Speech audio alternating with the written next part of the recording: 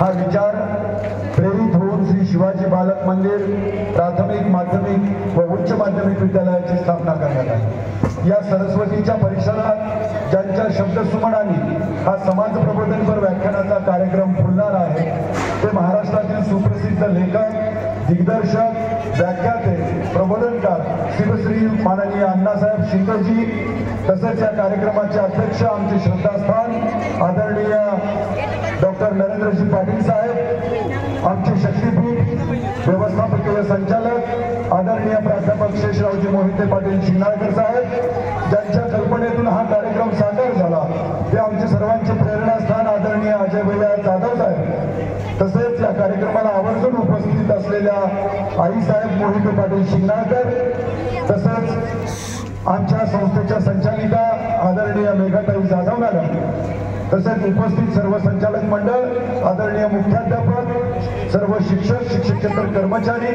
उपस्थित असलेले पालक प्रतिनिधी श्री वसो खंडेताई, तसेच पाठीमागे उपस्थित असलेले सर्व पालक वर्ग आणि विद्यार्थी मित्रांनो, आज मी आपणास अण्णासाहेब शांताबाई सोपानराव शिंदे यांचा परिचय करून देण्यासाठी उभा आहे। अण्णासाहेब शांताबाई सोपानराव शिंदे यांचा जन्म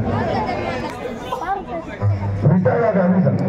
विटा तालुक्यातील रेखनगाव या ठिकाणी झाला। घरची परिस्थिती बेताची होती। शेतकरी शेतमजूर कुटुंबात जन्माला आलेले दारिद्र्याचे चटके त्यांना सहन करावे लागले। अत्यंत हालाकीच्या परिस्थितीमध्ये 12वी पर्यंत शिक्षण त्यांनी पूर्ण केले। शिक्षक होण्याची त्यांची तीव्र इच्छा असूनही त्यांना शिक्षक होता आलं नाही। पुढील शिक्षण प्रतिकूल परिस्थितीमुळे ते घेऊ शकले नाही। प्रतिकूल परिस्थितीचा सामना करताना वयाच्या 18व्या वर्षी त्यांनी आपला गाव सोडला। मिळेल ते काम, जमेल ती कला अवगत करावी म्हणून ते पंजाबला गेले। अंगभूत कला कौशल्याने सुवर्णकलेत ते ओढले गेले। सुवर्ण शिल्पांना आकार देताना पंजाब, हरियाणा, आंध्र प्रदेश, मुंबई अशा ठिकाणी त्यांनी नाव कमावले। शेवटी 27व्या वर्षी सांगली येथे आपले स्वतःचे सुवर्ण दालन म्हणजेच ओम शांती ज्वेलर्स नावाने त्यांनी त्यांचा व्यवसाय सुरू केला। कुटुंबाला स्थैर्य प्राप्त करून दिल्यानंतर, ऐश्वर्य प्राप्त करून दिल्यानंतर लहानपणापासून शिक्षक होण्याची जी तीव्र इच्छा आहे ती त्यांना गप्प बसू देत नव्हती। त्यामुळे त्यांनी शब्दरूपी अलंकाराच्या माध्यमातूनच लेखनालाही सुरुवात केली। कविता, गाणी, कथा लिहिता लिहिता ते लघुपटांचे लेखक झाले। पाहता पाहता त्यांच्या लेखणीने उभारी घेतली। लेखनाच्या या प्रवासात त्यांना अनेक साहित्यिकांची जवळीकता निर्माण झाली आणि त्यांच्या संवादातून त्यांनी गोल्डन लाईफ, तंटामुक्ती गाव, पेग, किंमत, वंशाचा दिवा, आरोळी यासारख्या लघुपटांची निर्मिती केली। लघुपटाच्या लेखनासोबत त्यांनी दिग्दर्शनही केले। लेखणीला बहर येऊन असंख्य गाणी त्यांनी निर्माण केली। काही गीतांनंतर सुप्रसिद्ध गायक सुरेशजी वाडकर तथा स्वप्नीलजी बांदोडकर यांच्या सुमधुर स्वरांची साथ होती। अशा या विनोदात्मक शैलीतून साकार झालेल्या अण्णांच्या करामती ही वेब सिरीज ग्रामीण जीवनाची गाथा मांडणारी व समाज प्रबोधन घडवणारी प्रेरक गाथा आहे। अशा अनेक कलाकृती देणारे सुप्रसिद्ध लेखक, दिग्दर्शक, व्याख्याते, अभिनेते, प्रबोधनकार, गीतकार, स्वर्णकार शिवश्री माननीय अण्णासाहेबजी शिंदे यांचा प्रवास येथे थांबला नाही, तर समाजात वाढत चाललेली गुन्हेगारी, अमानुष कृत्य, व्यभिचार, संस्कृतीचे पाश्चात्तीकरण, तसेच ज्येष्ठ व्यक्तींची वृद्धाश्रमात वाढणारी संख्या इत्यादी सामाजिक समस्येतून समाज प्रबोधन करावे, विद्यार्थ्यांना मार्गदर्शन करावे याकरिता आई बाप, माय बाप शोध स्वतःच्या अस्तित्वाचा या कार्यक्रमाचा प्रवास सुरू झाला आणि पाहता पाहता संपूर्ण महाराष्ट्रभर या कार्यक्रमाचा जागरच त्यांनी मांडला आहे। कोणत्याही पुरस्काराची अपेक्षा न करता स्वच्छ व निर्मळ अंतःकरणाने केवळ आणि केवळ समाज प्रबोधन करणाऱ्या, व्यवसायाने सुवर्णकार पण जातीने प्रबोधनकार असणाऱ्या शिवश्री अण्णासाहेबजी शिंदे यांना श्री शिवाजी परिवाराच्या वतीने मी मनस्वी हार्दिक शुभेच्छा देतो। धन्यवाद। जय हिंद, जय महाराष्ट्र। धन्यवाद सर। अरे लेकरांनो नमस्कार, कसे आहात? कसे आहात? मन कसं आहे? आयुष्य कसं आहे? जगायचंय कसं? शाबास।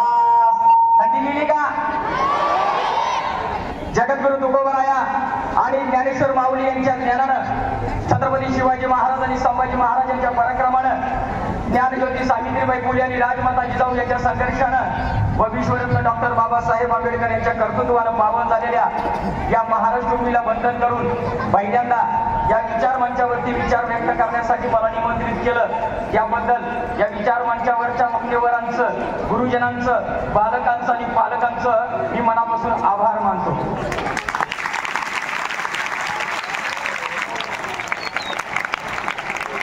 लक्षात ठेवा पोरांनो, मी तुमचा जास्त वेळ घेणार नाही. कल्पना तुम्ही 8 वाजल्यापासून बसलेला आहात. तुम्हाला कोणताही त्रास देणार नाही, तुमच्या डोक्याच्या वरनं जाईल असं सुद्धा काही सांगणार नाही. तुमच्यासारख्या सरांनी सांगितलं मी पण एक खेड्यातला पोरगा आहे, त्यामुळे टेन्शन अजिबात घ्यायचं, टेन्शन घ्यायचं. तर इथं जमलेल्या सर्व माझ्या प्राजक्ताच्या फुलांनो, मी काय म्हटलं बघा, प्राजक्ताच्या फुलांनो, तुम्ही सगळी प्राजक्ताची फुलं आहात. जगात प्रत्येक जन्मलेला माणूस प्राजक्ताच्या फुलासारखा असतो, म्हणून म्हणतात लहान मुलं देवघरची. पण प्रॉब्लेम हा झालाय की काही फुलं फक्त टवटवीत आहेत, काही फुलं एकदम अशी खुललेली आहेत, बरीच फुलं अशी हळूहळू कोमेजायला लागलेत, आणि काही फुलं तर मला वाटतंय रात्री झोपलेल्या त्यांना जाग झालेली नाही. तर आता आपल्याला काय करायचं आहे, माझा कार्यक्रम एवढाच आहे की देवानं आपल्याला जे फूल बनवलेलं आहे ते फुलासारखा आपला चेहरा आयुष्यभर, वयाची 80 वर्ष होऊ द्या, 90 वर्ष होऊ द्या, एकदम टवटवीत कसा राहील हेच तुम्हाला मी सांगणार आहे. तुमच्या डोक्याच्या वरनं जाईल असं काही सांगणार नाही. मग आता ही जी फुलं आहे ती कोमेजली कशामुळं बघा, बालक अजून ठीक आहे, पालक तर मागं असे जणू काही त्यांना धरून आणलेलं आहे, सरांनी कंपल्शन केलंय, त्यांच्या मनात चालू आहे केव्हा एकदा याचा कार्यक्रम सुटतोय आणि आम्ही पटकन घरी जातो. त्यांचे चेहऱ्याचे जी फुलं आहेत पाठ कोमेजलेली आहेत, ते कोमेजच्या पाठीमागचं कारण काय लक्षात ठेवा पोरांनो, सगळ्यात महत्वाचं कारण आहे टेन्शन. काय कारण आहे ते माझं व्याख्यान नाही, आपल्या एकामेकांमधला संवाद आहे. संवाद केल्याशिवाय आपण एकमेकाची मतं जाणून घेऊ शकत नाही. तर माणसाला टेन्शन आहे, तुमच्या पालकांना भरपूर टेन्शन आहे, माझं पोरगं शाळेत जात आहे, शिकते का नाही, नक्की अभ्यासात लक्ष देते का नाही, अजून बाकी भरपूर टेन्शन असतात. मोबाईल बघायचा आहे, इकडचं स्टेटस बघायचं आहे, ह्याचं काय चाललंय बघायचं आहे. तर लक्षात ठेवा, टेन्शनमुळं माणूस कायम आपल्या देवानं दिलेलं अनमोल जीवन हळूहळू हरवत चाललाय, लवकर म्हातारा होत चाललाय, डिप्रेशन मध्ये चाललेलं आहे. तर मला काही प्रश्नाचे उत्तर द्या. आपला जन्म कुठे व्हावा आपल्या हातामध्ये आहे का? आपला जन्म कुठे व्हावा आपल्या हातामध्ये आहे का? आपला मृत्यू कुठे व्हावा हे आपल्या हातामध्ये आहे का? बरं, आपला कलर कसा असावा हे आपल्या हातामध्ये आहे का? मग आपल्या हातामध्ये काय आहे पोरांनो? काहीच नाही. टेन्शन घ्यायची काय गरज आहे? मग गरज आहे का? तर लक्षात ठेवा, आपल्या हातामध्ये एवढंच आहे, जन्म आणि मृत्यू याच्यामधलं जे अंतर आहे त्यातला प्रत्येक क्षण, मग ते अंतर किती असू द्या, 1 मिनिटाचा असू द्या, 1 तासाचा असू द्या, 1 वर्षाचा असू द्या किंवा 50 वर्षाचा असू द्या, त्यातला प्रत्येक क्षण आपण आनंदानं जगायचा आहे, प्रत्येक क्षण भरभरून जगायचा आहे. यालाच आनंदायी जीवन म्हणतात. मग हे आनंदायी जीवनाची खरी व्याख्या काय आहे हीच तुम्हाला सांगणार आहे. कारण आज तुम्ही जर गेला सोशल मीडियावरती भरपूर तुम्हाला पोस्ट दिसतील, 10,000 फी भरा आमच्याकडे या, आम्ही तुम्हाला शिकवतो आनंदायी जीवन कसं जगायचं. 4 दिवसाचा कोर्स आहे, 5 दिवसाचा कोर्स आहे. लक्षात ठेवा, हा कार्यक्रम संपला की तुम्हाला कुठलाही कोर्स करायची गरज नाही. आनंदायी जीवनाची साधी सोपी व्याख्या आणि काही ट्रिक तुम्हाला देणार आहे, ज्याच्या आधारे तुमचं जीवन अगदी मस्त आनंदी होणार आहे. कुठेही कुणाला जायची गरज पडणार नाही. तर ती व्याख्या सांगायच्या अगोदर तुम्हाला सांगतो, आमच्या वर्गात एक पोरगं होतं ज्याचं नाव होतं नाग्या. काय नाव होतं? नाग्या लई हुशार होतं. त्या नाग्याने एकदा सरांनी विचारलं, नाग्या मला सांग मुंगीला कसं मारायचं? नाग्या खडकन उठला, एकदम सराकडे रागानं बघितलं, काय सर माझ्यासारख्या ब्रिलियंट पोराला एवढा साधा प्रश्न विचारता तुम्ही? सर म्हणला सांग तरी बघू. अहो नाग्या मला साधा आहे म्हणला, कुठवर साखर घ्यायची, त्याच्यामध्ये चटणी मिक्स करायची, जिथं मुंगीचं वारुळ आहे तिथं मस्तपैकी चटणी टाकायची. मुंगीला काय कळतंय त्या चटणी मिक्स केलेली, मुंगी ज्या मस्तपैकी ती साखर खात्या, तिला तिखट लागते, पाण्यापाशी जात्या, पाणी प्यायला तिथं मुंगी वल्ली होत्या, वल्ली झाली तिला थंड लागल, मग आगीजवळ जात्या, मुंगी आगीजवळ गेली की कडनं मस्तपैकी फॅन लावायचा, मुंगी डायरेक्ट आगी. सरांनी नाग्याकडे रागानं बघितलं, नाग्याला वाटलं चुकलं वाटतं, नाग्या म्हटलं थांबा थांबा अजून संपलेलं नाही. मग मुंगी जर त्यातनं वाचली, तिला दवाखान्यात घेऊन जायचं म्हणला. डॉक्टर तिला व्हेंटिलेटरवर लावतेली. जसं डॉक्टर इकडं तिकडे गेलेलं बघायचं, हळूच व्हेंटिलेटर काढायचं. आता 100% मुंगी मरणार म्हणला. असं झालंय आनंदाई जीवनाचं. तुम्हाला कोण काय सांगेल, हे करा हे करा, मेडिटेशन करा, याव करा याव करा, काही करायची गरज नाही पोरांनो. आताच्या वर्तमानात काळात जगणं म्हणजे आनंदाई जीवन जगणं आहे. आता माझा कार्यक्रम चालू आहे, मी तुम्हाला काही ट्रिक देणार आहे. ज्या मन लावून ऐकणं हेच तुमचं मेडिटेशन आहे, हेच तुमचं आनंदाई जीवन आहे. मग या ठिकाणी तुम्ही आहात का? या ठिकाणी तुमचं मन एकत्र आहे का? तुमची शरीरानं फक्त आहात, मनानं आहात, हेच मला चेक करायचंय. आणि हे करत असताना तुम्हाला आनंदाई जीवनाचा अर्थ सुद्धा मी सांगणार आहे. लक्षात ठेवा, पुन्हा हाती येणं नाही पुन्हा हाती जाणं, चिंता तुला कसली मग उदासी का म्हण. पुन्हा हाती येणं नाही पुन्हा हाती जाणं, चिंता तुला कसली मग उदासी का म्हण. सोड चिंता भविष्याची जग वर्तमान, होणारच आहे ते लिहिलं या निसर्गानं. लक्षात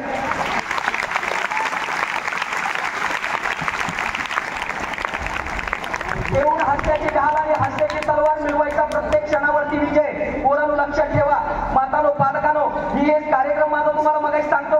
हा कार्यक्रम करण्याचा उद्देश करा म्हणून नाहीये, तुम्हाला पहिल्यांदा क्लिअर करतो. कुठल्या पालकाला वाटत असेल माझ्याकडे 10 कोटीची प्रॉपर्टी आहे, माझं भविष्य सुरक्षित आहे, माझी पोरं सुरक्षित आहे. कुठल्या पालकाला वाटत असेल मी 1 कोटीचा विमा उचललाय, विमा उतरलेला आहे, आता मला काळजी करायचं काम नाही, तर लक्षात ठेवा, आज तुमचं भविष्य पैसा प्रॉपर्टी नसून तुमचं भविष्य तुमची पोरं आहे. अजून 10 वर्षानं जर तुम्ही करोडपती असाल, अरबपती असाल, मोठ्या गाडीतून उतरला, तुम्हाला कोणी विचारणार नाही सर तुमची प्रॉपर्टी किती आहे. पहिल्यांदा तुम्हाला विचारलं जाईल तुमचा पोरगा काय करतो, तुमची मुलं काय करतात. आजचा हा माझा कार्यक्रम आहे. आज जे माझे थोडंसं तुम्हाला मी माहिती देणार आहे, मी माझ्या अनुभवातून तुम्हाला सांगणार आहे. आज तुमची जर पोरं घडली तर तुमचं आयुष्य घडलं म्हणून समजा, तुमचं भविष्य सुरक्षित आहे म्हणून समजा. पूर्वीच्या काही माणसं म्हणायची 7 विड्याला बसून खाल्लं तर माझं सरायचं नाही. त्याचं कारण होतं खर्चायला पूर्वी साधनं नव्हती. आज तुमचा पोरगा 10 कोटीची प्रॉपर्टी एका दिवसात उडवू शकतो, एवढी साधनं आहेत. त्यामुळे तुम्हाला सांगणार आहे तुमचं भविष्य कसं घडवायचं आहे. म्हणून म्हणतो तुम्हाला, घेऊन हास्याची ढाल आणि हास्याची तलवार मिळवायचा प्रत्येक क्षणावर विजय. पोरांनो लक्षात ठेवा, इथून पुढच्या आयुष्यात कधीही कुणावरती विजय मिळवायचा यायचं नाही, शेजावर विजय मिळवायचा नाही, भांडणं करायची नाही. जर तुम्हाला विजय मिळवायचा असेल, आता जो क्षण आहे त्या क्षणावरती विजय मिळवायला शिकायचं. आणि असा जर विजय मिळवायचा असेल, तुमच्याकडे ढाल पाहिजे, तुमच्याकडे हत्यार पाहिजे. आता सरांनी मगाशी चर्चा केली. पोरांनो लक्षात ठेवा, मी तुम्हाला काय सांगतो, मुलांच्यात मी कार्यक्रम काय करतो, येणाऱ्या 15-20 वर्षांना हा भारत देश पोरांनो तुमच्या हातामध्ये आहे. आताच लागलेला चित्रपट बघितला, तुम्ही पुष्पा नावाचा चित्रपट बघितला, तर आपला देश, आपला भारत कुठं चाललाय लक्षात ठेवा. तो एक क्रिमिनल आहे, तो एक स्मगलर आहे. त्याच्या एंट्रीवरती आपण टाळ्या मारतो, त्याला आपण आदर्श म्हणायला लागलोय. तर हा देश बदलायचं असेल, हे बदलायचं असेल, हे तुमच्या हातामध्ये पूर्ण लक्षात ठेवा. यासाठी मी तुम्हाला सांगतो, घेऊन हास्याची ढाल आणि हास्याची तलवार. आपल्याला जर कुठलं शस्त्र बाळगायचं असेल, पिस्तूल बाळगू नका, तलवार बाळगू नका, तुमच्या चेहऱ्यावर हास्य ठेवा. एक अशी ढाल, अशी तलवार आहे की तुम्ही याला जग जिंकू शकता. म्हणून तुम्हाला म्हणतो, घेऊन हास्याची ढाल आणि हास्याची तलवार मिळवायचा प्रत्येक क्षणावरती विजय. हरलोच कधी खतरोच कधी मुखातून एकच जयघोष करायचा. छत्रपती शिवाजी महाराज की, छत्रपती शिवाजी महाराज की, छत्रपती शिवाजी महाराज की. बस खणखणीत आहे तुम्ही, एका ठिकाणी आहे. एक ट्रिक, पुढच्या ट्रिककडे जाऊया. आता महत्वाचं पोरांनो लक्षात ठेवा, मी तुम्हाला एक ट्रिक देणार आहे, एक यंत्र देणार आहे. ते यंत्र तुम्हाला दिलं की त्याच्यावर एक मंत्र देणार आहे. तो मंत्र मारला की तुम्हाला जे आयुष्यात पाहिजे ते 100% मिळणार आहे. तुम्हाला गाडी पाहिजे, बंगला पाहिजे, काय पाहिजे, 100% मिळणार आहे. याचं प्रूफ तुम्हाला देणार आहे, तुमच्याकडून काही करून घेणार आहे. त्यामुळं हे यंत्र मला तुम्हाला द्यायचं आहे. म्हणजे तुम्हाला तुमची स्वतःची ओळख माहीत पाहिजे की नाही. तुमचं नाव राधाबाई, गंगूबाई, रंगूबाई, शंभूबाई, ती नावं कोणी ठेवली? आपल्यातच काय का? तुमचं नाव सखाराम, माधाराम, तुकाराम काहीतरी असेल, ते वडिलांना ठेवलं. पण आपली खरी ओळख काय तुम्हाला सांगतो, आपलं शरीर पेशीपासून बनलेलं आहे. कशापासून? मी इथून पुढे जे बोलणार आहे ते सायंटिफिकली बोलणार आहे. तुम्हाला कुठली कथा पुराण काही सांगत बसणार नाही. तर ज्याच्या शरीरातल्या पेशी ऍक्टिव्ह, तो माणूस एनी टाइम ऍक्टिव्ह असतो. हे सायंटिफिकली सिद्ध आहे, गुगलला सर्च मारा. मग आपल्या ज्या पेशी आहेत आपल्याकडे आल्या कुठून? आपल्या आई वडिलांकडून. बघा, ज्याच्या पेशी ऍक्टिव्ह माणूस एनी टाइम ऍक्टिव्ह. इतर रोग, थंड, ताप, खोकला, कुठलाही रोग बरा होतो. पेशीचे आजार सहजासहजी बरे होत नाही. कॅन्सर पेशीचा आजार आहे, अंगावरती पडणारे डाग पेशीचा आजार आहे, सहजासहजी बरे होत नाही. आणि ज्याच्या पेशी ऍक्टिव्ह आहेत त्याला ते रोगच होत नाही. मग आपल्याला काय करायचं आहे, तर आपल्या पेशी आयुष्यभर कशा ऍक्टिव्ह राहतील यासाठी मी तुम्हाला एक यंत्र देणार आहे. आणि ते यंत्र तुम्हाला दिलं की त्याच्यावरती एक मारायचं मंत्र देणार आहे. त्यानंतर तुम्ही त्या यंत्राशी डेली बोलायचं आहे. अल्लाउद्दीनचा चिराग आहे, हात ठेवायचा आहे, पाहिजे ते तुम्हाला मागायचं आहे, ते तुम्हाला मिळणार आहे. त्यामुळे ते यंत्र तुम्हाला आता मी देणार आहे थोड्याच वेळामध्ये. त्यासाठी आता ते यंत्र कुठं बसवायचं, मला तुमच्या काळजामध्ये बसवायचंय. कुठं ऑपरेशन करायला पाहिजे का नाही, मग यंत्र बसवायचंय, फिट करायचंय. मग एवढ्या पोरांचं ऑपरेशन करणं शक्य आहे का? तुम्ही कसं तरी गप्प बसता हो, पालकांचं काय तुमच्या सोडवतेली धरून मला. मग त्यासाठी मी एक उपाय शोधून काढला की तुमच्या काळजात आता काय काय भरलं मला माहिती आहे का? कुणाच्या काळजात काय भरलं असेल, कुणाच्या काळजात काय असेल, मग ते काळीज कसं मोकळं करायचं यासाठी मी 3 ट्रिक शोधून काढल्यात. त्या 3 ट्रिक तुम्ही आता केल्या, तुमचं काळीज मोकळं झालं की मी पटकन लगेच इथं निघून जाणार, यंत्र तुम्हाला देणार, कार्यक्रम 10 मिनिटात संपवणार.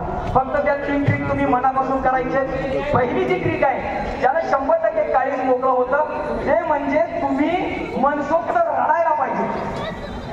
चला रडा.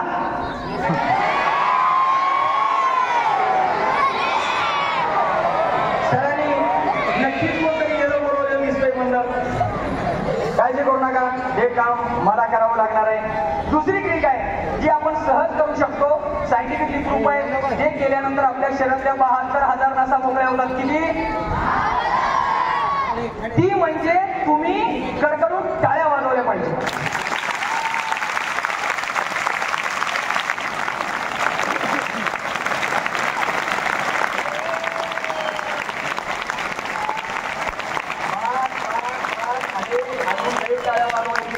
तुम्हाला गंमत सांगतो, सरांनी मला फोन केला, अण्णासाहेब कार्यक्रम घ्यायचा आहे, तुमचं मानधन किती? आता मी म्हटलं सोनारला काय मानधन देणार? मग आमच्या लोकांचं ठरलंय. सर म्हणले पोरांनी एकदा टाळ्या वाजवल्या की तुम्हाला मी 5,000 रुपये देतो. तुम्हाला काय जातंय का टाळ्या वाजवायला? वाजवा म्हणलं टाळ्या आणायच्या, टेन्शन घ्यायचं काही काम नाही. तर लक्षात ठेवा, काही ठिकाणी पोरं लई ऍक्टिव्ह असतात, काय ऐकून घेत नाहीत. टाळ्या वाजवायची काय गरज आहे? तू आलाय कार्यक्रम करा आम्ही जातो म्हणजे. तर काही ठिकाणी मला टाळ्या वाजवण्यासाठी कामं शोधावी लागतात. तर पहिल्या टाळ्या आपण त्यांच्यासाठी वाजवूया की ज्यांच्यामुळे तुम्ही इथं आहात, ज्यांच्यामुळे तुमचं अस्तित्व आहे, ज्यांच्यामुळे आता टाळ्या वाजवा.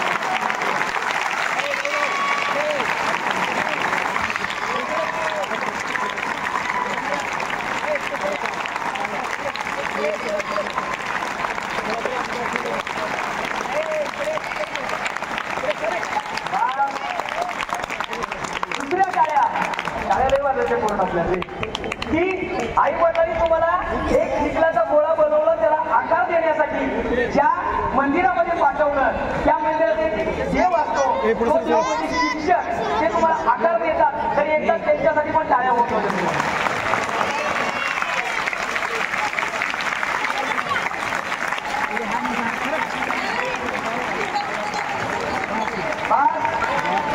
आणि दुसऱ्या टाळ्या फक्त आणि फक्त तुमच्या स्वतःसाठी वाजवा.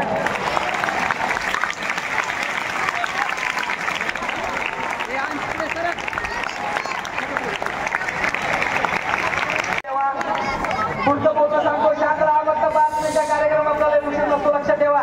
तर सरांनी मला सांगितलं, सर घरला आमचं 5,000 रुपये पर टाळीला. सर म्हणजे खरं तुम्ही व्याख्यान तर सगळे देतात, कार्यक्रम सगळेच करतात, तुम्ही आमच्या पोरांना वेगळं काही देणार आहे? पहिले लहानपणापासून मला संशोधन करायचं वय पोरांनो, काहीतरी वेगळं आणि ती फिल्म लावल्यानंतर माणूस सुंदर दिसतो का नाही ते तुम्हाला कॅमेऱ्यामध्ये दिसणार आहे. कॅमेरामन तुमच्याकडे एक कॅमेरा माझं शूट घेतोय, तुमचं घेतोय, हे सुंदर दिसता का नाही 1 लाख टक्के तुम्हाला सांगणार आहे. तर तुम्ही म्हणा एवढं सर तुम्ही सांगता, तुम्ही सुद्धा शाळेमध्ये फार हुशार असाल. लक्षात ठेवा, मी शाळेमध्ये ब्रिलियंट पोरगा होतो. आमच्या काळी कसं होतं, शनिवारी पेपर व्हायचे, रविवारी सर पेपर तपासायचे आणि सोमवारी ज्याचा पहिला नंबर आलाय त्याचा 1 नंबरला जास्त मार्क 1 नंबर द्यायचे, कमी मार्क 2 नंबर. 15 पोरं होती. सरांना माझ्या एवढा कॉन्फिडन्स होता पोरांनो, शनिवारी पेपर झाले की सर IT तुटायचे, मला पुसायचे, 15 नंबर टाकायचे त्याचे. अण्णासाहेब सोपान शिंदे एवढा माझ्या सरांचा कॉन्फिडन्स लक्षात ठेवा. काहीच मला कळत नव्हतं पण बाकीच्या गोष्टीत हुशार होतो. आणि आमच्या वर्गाने हुशार पोर होतं, मगाचे नाव सांगितलं नाग्या, ते नाग्याला हुशार होतं. सर काय करतात बघा, हुशार पोराला कायम जवळ घेते त्याचं कौतुक करतात. आणि आमच्यासारख्या गंडपोराला काय करतात, पाण्याचा तांब्या ती आण झाडू आण, एवढा राग येतो त्या नाग्याचा मला. तुम्हाला सांगतो, सरांनी एकदा आम्हाला विज्ञान प्रदर्शन बघायला घेऊन गेले. त्या ठिकाणी नाग्या हुशार होतं पण तेवढं चोरटं पण होतं, लक्षात ठेवा. एक ग्लास होता, ग्लासमध्ये पेन ठेवलेले असतात. नाग्या हळूच केला, एक पेन घेतला आणि हळूच खिशात घातला. मी बघितलं, म्हटलं त्याच्या मारी नाग्याला पेन हाणलाय, आपण पण हाणायला पाहिजे.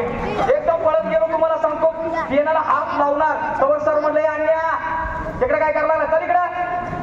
पोरांना नावीला झाला, मन नाराज झालं. दुःख याचं नव्हतं की पेन मला मिळाला नाही, दुःख याचं होतं त्या पेन नाग्याकडे गेलाय म्हणून. बाहेर आलो, सरांनी म्हणले, सांगत होते सर विज्ञान आहे, विज्ञान असतं, भानामती असते, भानामध्ये कधी विश्वास ठेवायचा नाही. मी म्हणलं सर थांबा, भानामती असते म्हणलं, माझ्या आजीनं मला भानामती शिकवल्या. आमचं सर म्हणलं अन्य शाळेची आबरू घालू नको का, बस असं काही नसतंय. पण तिथले ते प्राचार्य म्हणले थांबा, मुलांची शंका आहे बघून घेऊया. मी म्हणलं सर बघा तिथे एक पेन आहे, त्या ग्लासमध्ये पेन द्या. मी माझ्या खिशात पेन घालणार, ओम बट हा म्हणणार, नाग्याच्या खिशातलं पेन काढणार. पेन घेतला सर, म्हटलं कसं शक्य आहे, पेन घेतला खिशात घातला, म्हणलं ओम भट स्वाहा. सर नाग्याच्या खिशात हात घातला. नाग्या कसं सांगेल मी चोरला म्हणून. नाग्या म्हणला काय आणण्याची मोठी जादू आहे सर, खरंच पेन. सरांनी पेन घेतला, आता आनंद झाला. नाग्याकडे पेन नाही, माझ्याकडे पेन होता. बाहेर पडलो तर नाग्या म्हणजे थांबा सर, माझ्या आजीनं पण लई मोठी भानामध्ये शिकवल्या. आता म्हणलं ही काय करताय, नाग्या म्हणताय आणण्याच्या आजीनं त्याला शिकवलं खिशात पेन घालायचा, दुसऱ्याच्या खिशातलं काढायचा. पण माझ्या आजीने सांगितलंय खिशात नुसता हात घालायचा, दुसऱ्याच्या खिशातनं पेन बाहेर काढायचा. नाग्यानं खिशात हात घातला, म्हणला ओम बट स्वाहा, अन्याच्या खिशातनं पेन काढतो म्हणला. गपचीप नाग्याला झाला, पोरानं पेन काढून दिला. पण दुःख नव्हतं, नाग्याकडे बी पेन नव्हता, माझ्याकडे बी नव्हता, लक्षात ठेवा.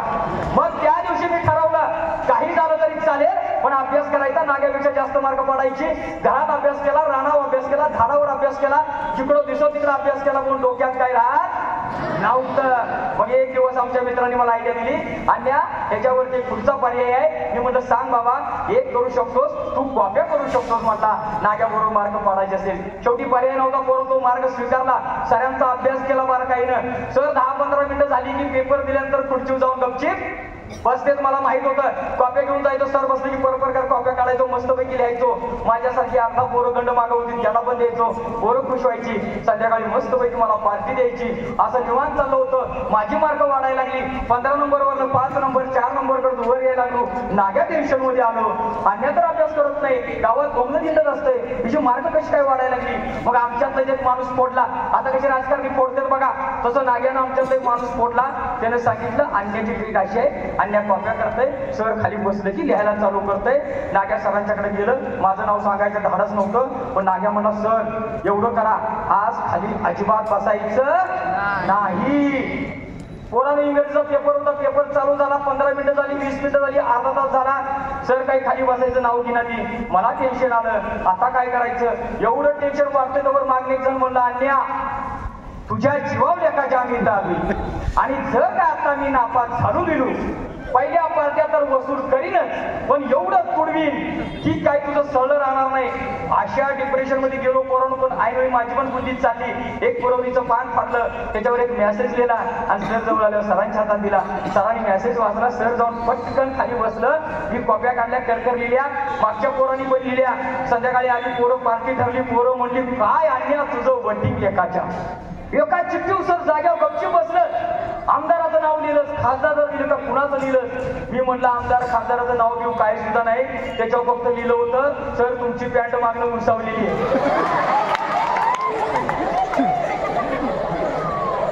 तर पोरांनो सांगायचं एवढंच आहे, हा विनोदाचा भाग आहे. तुमच्या चेहऱ्यावर जर हास्य नावाची क्रीम असेल तर तुम्ही 100% सुंदर दिसता. लक्षात ठेवा. आज तुमच्याकडे किती प्रॉपर्टी तुम्हाला वाटतं मी एक कार गाडी घेतो आणि शेजारणीला जळवतो, मी एक सायकल घेतो शेजारला जळवतो, कुणी जळत नाही, सगळ्याकडे पैसा अमाप आहे. जर तुम्हाला खरोखर एखाद्याला जळवायचं असेल एक काम करा, चेहऱ्यावरती हास्य ठेवा. जर तुम्हाला पटत नसेल आज गल्लीत जाताना बॅग पाठीमागे अडकवायची, एकदम मस्त पैकी. कोण जर भेटले काय काका कसं चाललंय काय, या लगेच टेन्शन मध्ये येते, काय झालं याला असं काय भांडण, एवढं आनंदी आहे. तुम्ही आनंदी राहायला शेजारी जळतात, झालं गेलं सोडून द्या. ते यंत्र तुम्हाला देणार आहे, ते यंत्राचं नाव आहे मातृ यंत्र. काय नाव आहे आई वडिलाचं यंत्र आहे. हे यंत्र ज्याच्यापासून सांगितलं पेशी तुमच्या शरीरामध्ये आलेल्या काळजातल्या पेशी जास्त ऍक्टिव्ह असतात. त्या ठिकाणी ते यंत्र मी बसवणार आहे आणि एक मंत्र देणार आहे. तो मंत्र दिला की आयुष्यात तुम्हाला जे हवं, जे मी मिळवलं, माझ्यासारखा खेड्यात राहणारा पोरगा आयुष्यामध्ये एवढं करू शकतो, तुम्ही सहज करू शकता. हे यंत्र मी तुम्हाला देणार आहे. त्यासाठी तुम्ही तयार आहात का? 100% तयार आहात का? एकदा आई वडिलांसाठी कडाडून टाळ्या वाजवतो तुमच्या.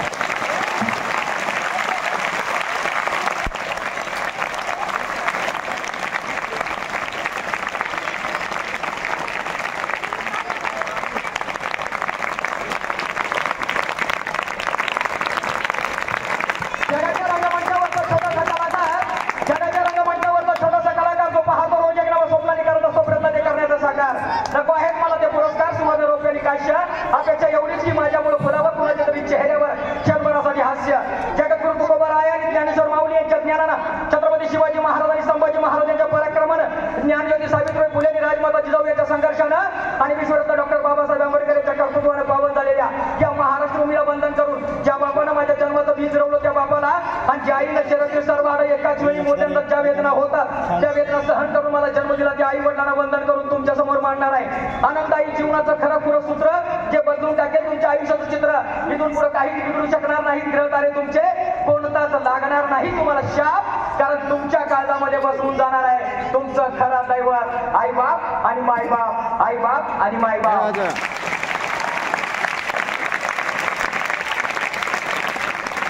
करायचं असेल जीवन आपलं सार्थ लक्ष ठेवा. पोरांनो, मातांनो, भगिनीनो, करायचं असेल जीवन आपलं सार्थ समजून घ्या. आई शब्दाचा खरा खुरा अर्थ आ म्हणजे आत्मा, ई म्हणजे ईश्वर. आ म्हणजे आत्मा, ई म्हणजे ईश्वर. आत्म्यात ईश्वर अशी मिलन म्हणजे आयुष्याचा स्वर्ग आणि त्या स्वर्गामध्ये जाण्याचा आई सेवा हा एकच मार्ग. कारण आई मायेचा आधार, आई सुखाचा आधार, आई मायेचा आधार, आई सुखाचा आधार. आई विना वाट सुन सुन जग सार. आईच ब्रह्मा, आईच विष्णू, आईच महेश, आईच असते रूप शंकराचं भोळ.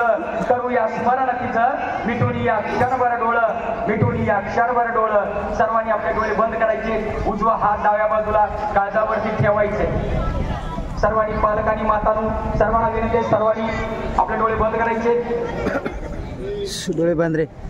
वेळ आपल्याला खूप कमी आहे. कसं करायचं?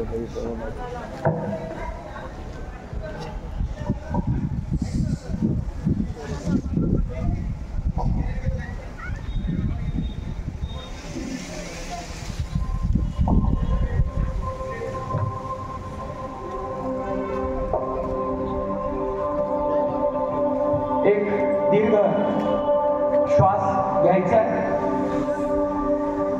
हळूच सोडायचे. खूप मोठं टेक्निक तुम्हाला देणार आहे.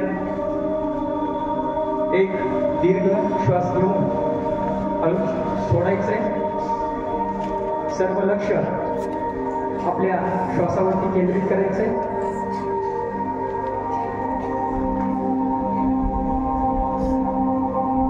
बघा, सुंदर अशी सकाळ झालेली आहे. सूर्याच्या सोनेरी किरणानं वसुंधरा न्हावून निघालेली आहे. समोर तुम्हाला एक मंदिर दिसतंय. त्या मंदिरातून सोनेरी किरणांचा प्रकाश बाहेर येताना तुम्हाला दिसतोय. तुम्हाला उत्सुकता लागली नेमका हा प्रकाश कशाचा आहे हे पाहण्याची. तुम्ही हळूहळू मंदिराकडे निघालेले आहात. हळूच मंदिराचा दरवाजा तुम्ही उघडलेला आहे. समोर तुम्हाला मूर्ती दिसते जिच्यातून हा प्रकाश येतोय. तुम्हाला आश्चर्य वाटतं. तुम्ही पटकन मूर्तीच्या जवळ जाता. जवळ जाऊन पाहता तर ती मूर्ती नसून तुमची आई आहे. आईचा चेहरा, आईचे नाक आईचे केस जसे आहेत तशीच तुमची तिथं आई बसलेली आहे. आईचा चेहरा आठवायचा आहे. त्या आईनं तुम्हाला जवळ घेतलेला आहे. तुम्ही आईच्या मांडीवर डोकं टेकवलेलं आहे आणि आईकडं एकटक नजरेनं पाहत आहे. सोनेरी किरणाचा प्रकाश तुमच्या शरीरामध्ये प्रवेश करतोय. तुमचं शरीर फुल एनर्जीनं भरलेलं आहे. आईकडे एकटक पाहत राहायचं आहे. मी जे आता म्हणणार आहे ते माझ्या आईसाठी म्हणणार आहे, ते तुम्ही तुमच्या आईला म्हणताय असं फक्त इमॅजिनेशन करायचं. देव माझा तूच आई, तूच माझी माय ग, अंबरत वासरू मी, तूच माझी गाय ग, तूच त्याची साय ग, तुझ्या वाणी माया जगी कुणाचीच नाय ग, भुकेलेल्या लेकराची आई तूच भूक ग, गांजलेल्या लेकराच आई तूच सुख ग, जीवनाच्या अंगणाची आई तू तुळस ग, आयुष्याच्या मंदिराचा आई तू कळस ग, घेऊनिया शपथ तुझी मी सांगतो या आज ग, कधी नाही वाटू देणार तुझी मी लाज ग, आई तुझी मी लाज ग, आई तू माई तू, आई तू माई तू. आईचा चेहरा बघत राहायचंय. तिला एक 4 शब्द मी देतो, आयुष्यभर बोलत राहायचं आहे.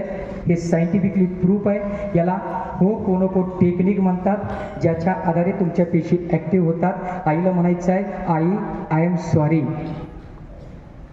नकळत तुमच्याकडून काही चुकलं असेल, आईला म्हणायचं आहे, आई माझं चुकलं, प्लीज फॉरगिव्ह मी, प्लीज मला माफ कर. जगातली कुठलीही आई लेकराला कोणतीही शिक्षा देत नाही. आईने तुम्हाला माफ केलेलं आहे, तिला म्हणा धन्यवाद. आणि आता मी जे वाक्य बोलतोय लक्षात ठेवायचं, आयुष्यात कधीही कुणाला बोलायचं नाही. ते फक्त आईसाठी आणि वडिलासाठी असते. एकदा आईला मनापासून म्हणा, आई I love you, I love you.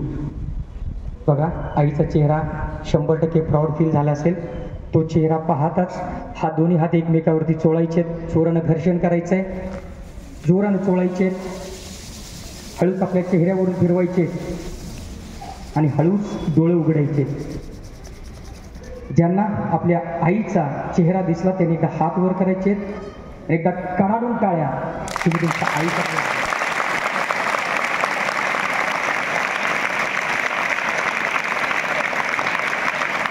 देव माझा तूच आई तूच माझी माय ग, अंबरात वासरू मी तूच गायची गाय ग. लक्षात ठेवा, पोरांनो पहिले टेक्निक जातोय. म्हातारो पालकांनो लक्षात ठेवा, तुमचा पोरगा मी मगाच सांगितलं त्याला घडवायचं तर पहिल्यांदा हे शिकवा. जगाच्या पाठीवर काही तुम्ही अडचणीमध्ये येतात, तुम्हाला पहिल्यांदा कोणीतरी सांगेल तिथं एकच मार्ग दिसेल. एक तर तुम्ही भविष्यवाल्याकडे जाणार हात बघण्यासाठी, पत्रिका बघण्यासाठी, नाहीतर तुम्ही जाणार देवाच्या दारामध्ये. तुम्हाला एक टेक्निक देतो ज्याच्या आधारे तुम्हाला जाण्याची गरज नाही. देव म्हणजे काय अगोदर समजून घ्या. देवाची खरी व्याख्या काय असते आणि जगाच्या पाठीवर देव कुठे आहे मी तुम्हाला सांगणार आहे. समजून घ्या. देव म्हणजे देणारा. लक्षात ठेवा, देव म्हणजे देणारा. घेणं त्याला जमत नाही.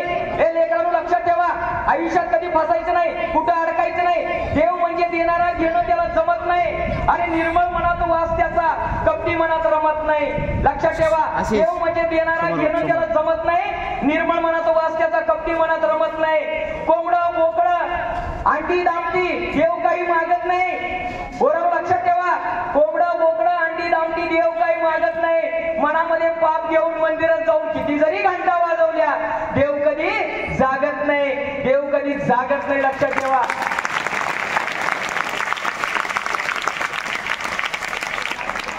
देव मंदिरात आहे, देव मूर्तीत आहे, देव पालखीत आहे. मी काय म्हणतो बघा, देव मंदिरात आहे, देव पालखीत आहे, हा आपला भास.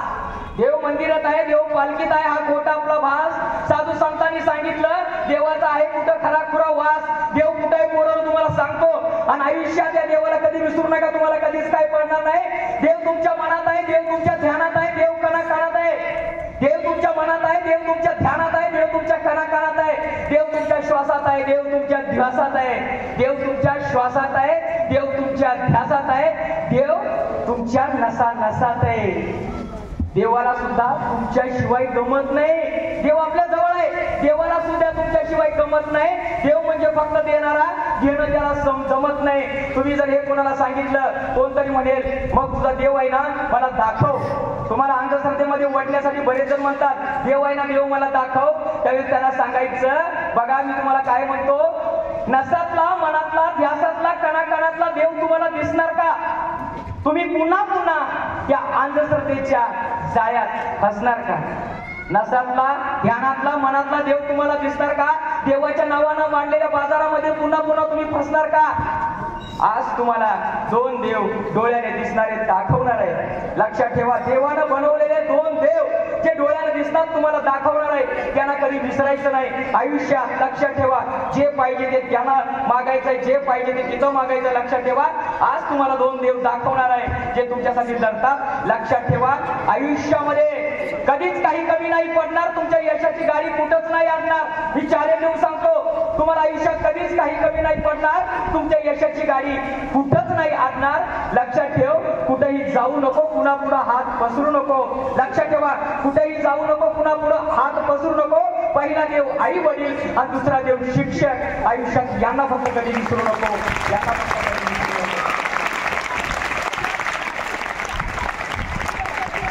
देव फक्त देतात. जगाच्या पाठी दोन व्यक्ती, शिक्षक जे तुमच्याकडून असं म्हणत नाही तू इंजिनियर झालायस पहिला पगार मला दे, काही मागत नाही. आई वडील तुम्हाला काहीच मागत नाही. दोन देव आहेत, यांना कधी विसरायचं नाही. आणि देवाचं पहिली टेक्निक देणार आहे. मातानो पितानो लक्षात ठेवा, पालकानो तुमचं पोरग जर तुम्हाला या आयुष्यामध्ये काही पाहिजे असेल, मी सायंटिफिक टेक्निक तुम्हाला देणार आहे. सकाळी उठल्या उठल्या आपल्या आईच्या चरणावरती माता टेकायचंय. काय करायचं पोरं आईच्या चरणावरती? असं पाया पडायचं नाही, लांब ना असं पाया पडून जायचं नाही. आपला माता आईच्या चरणावरती टेकायचा.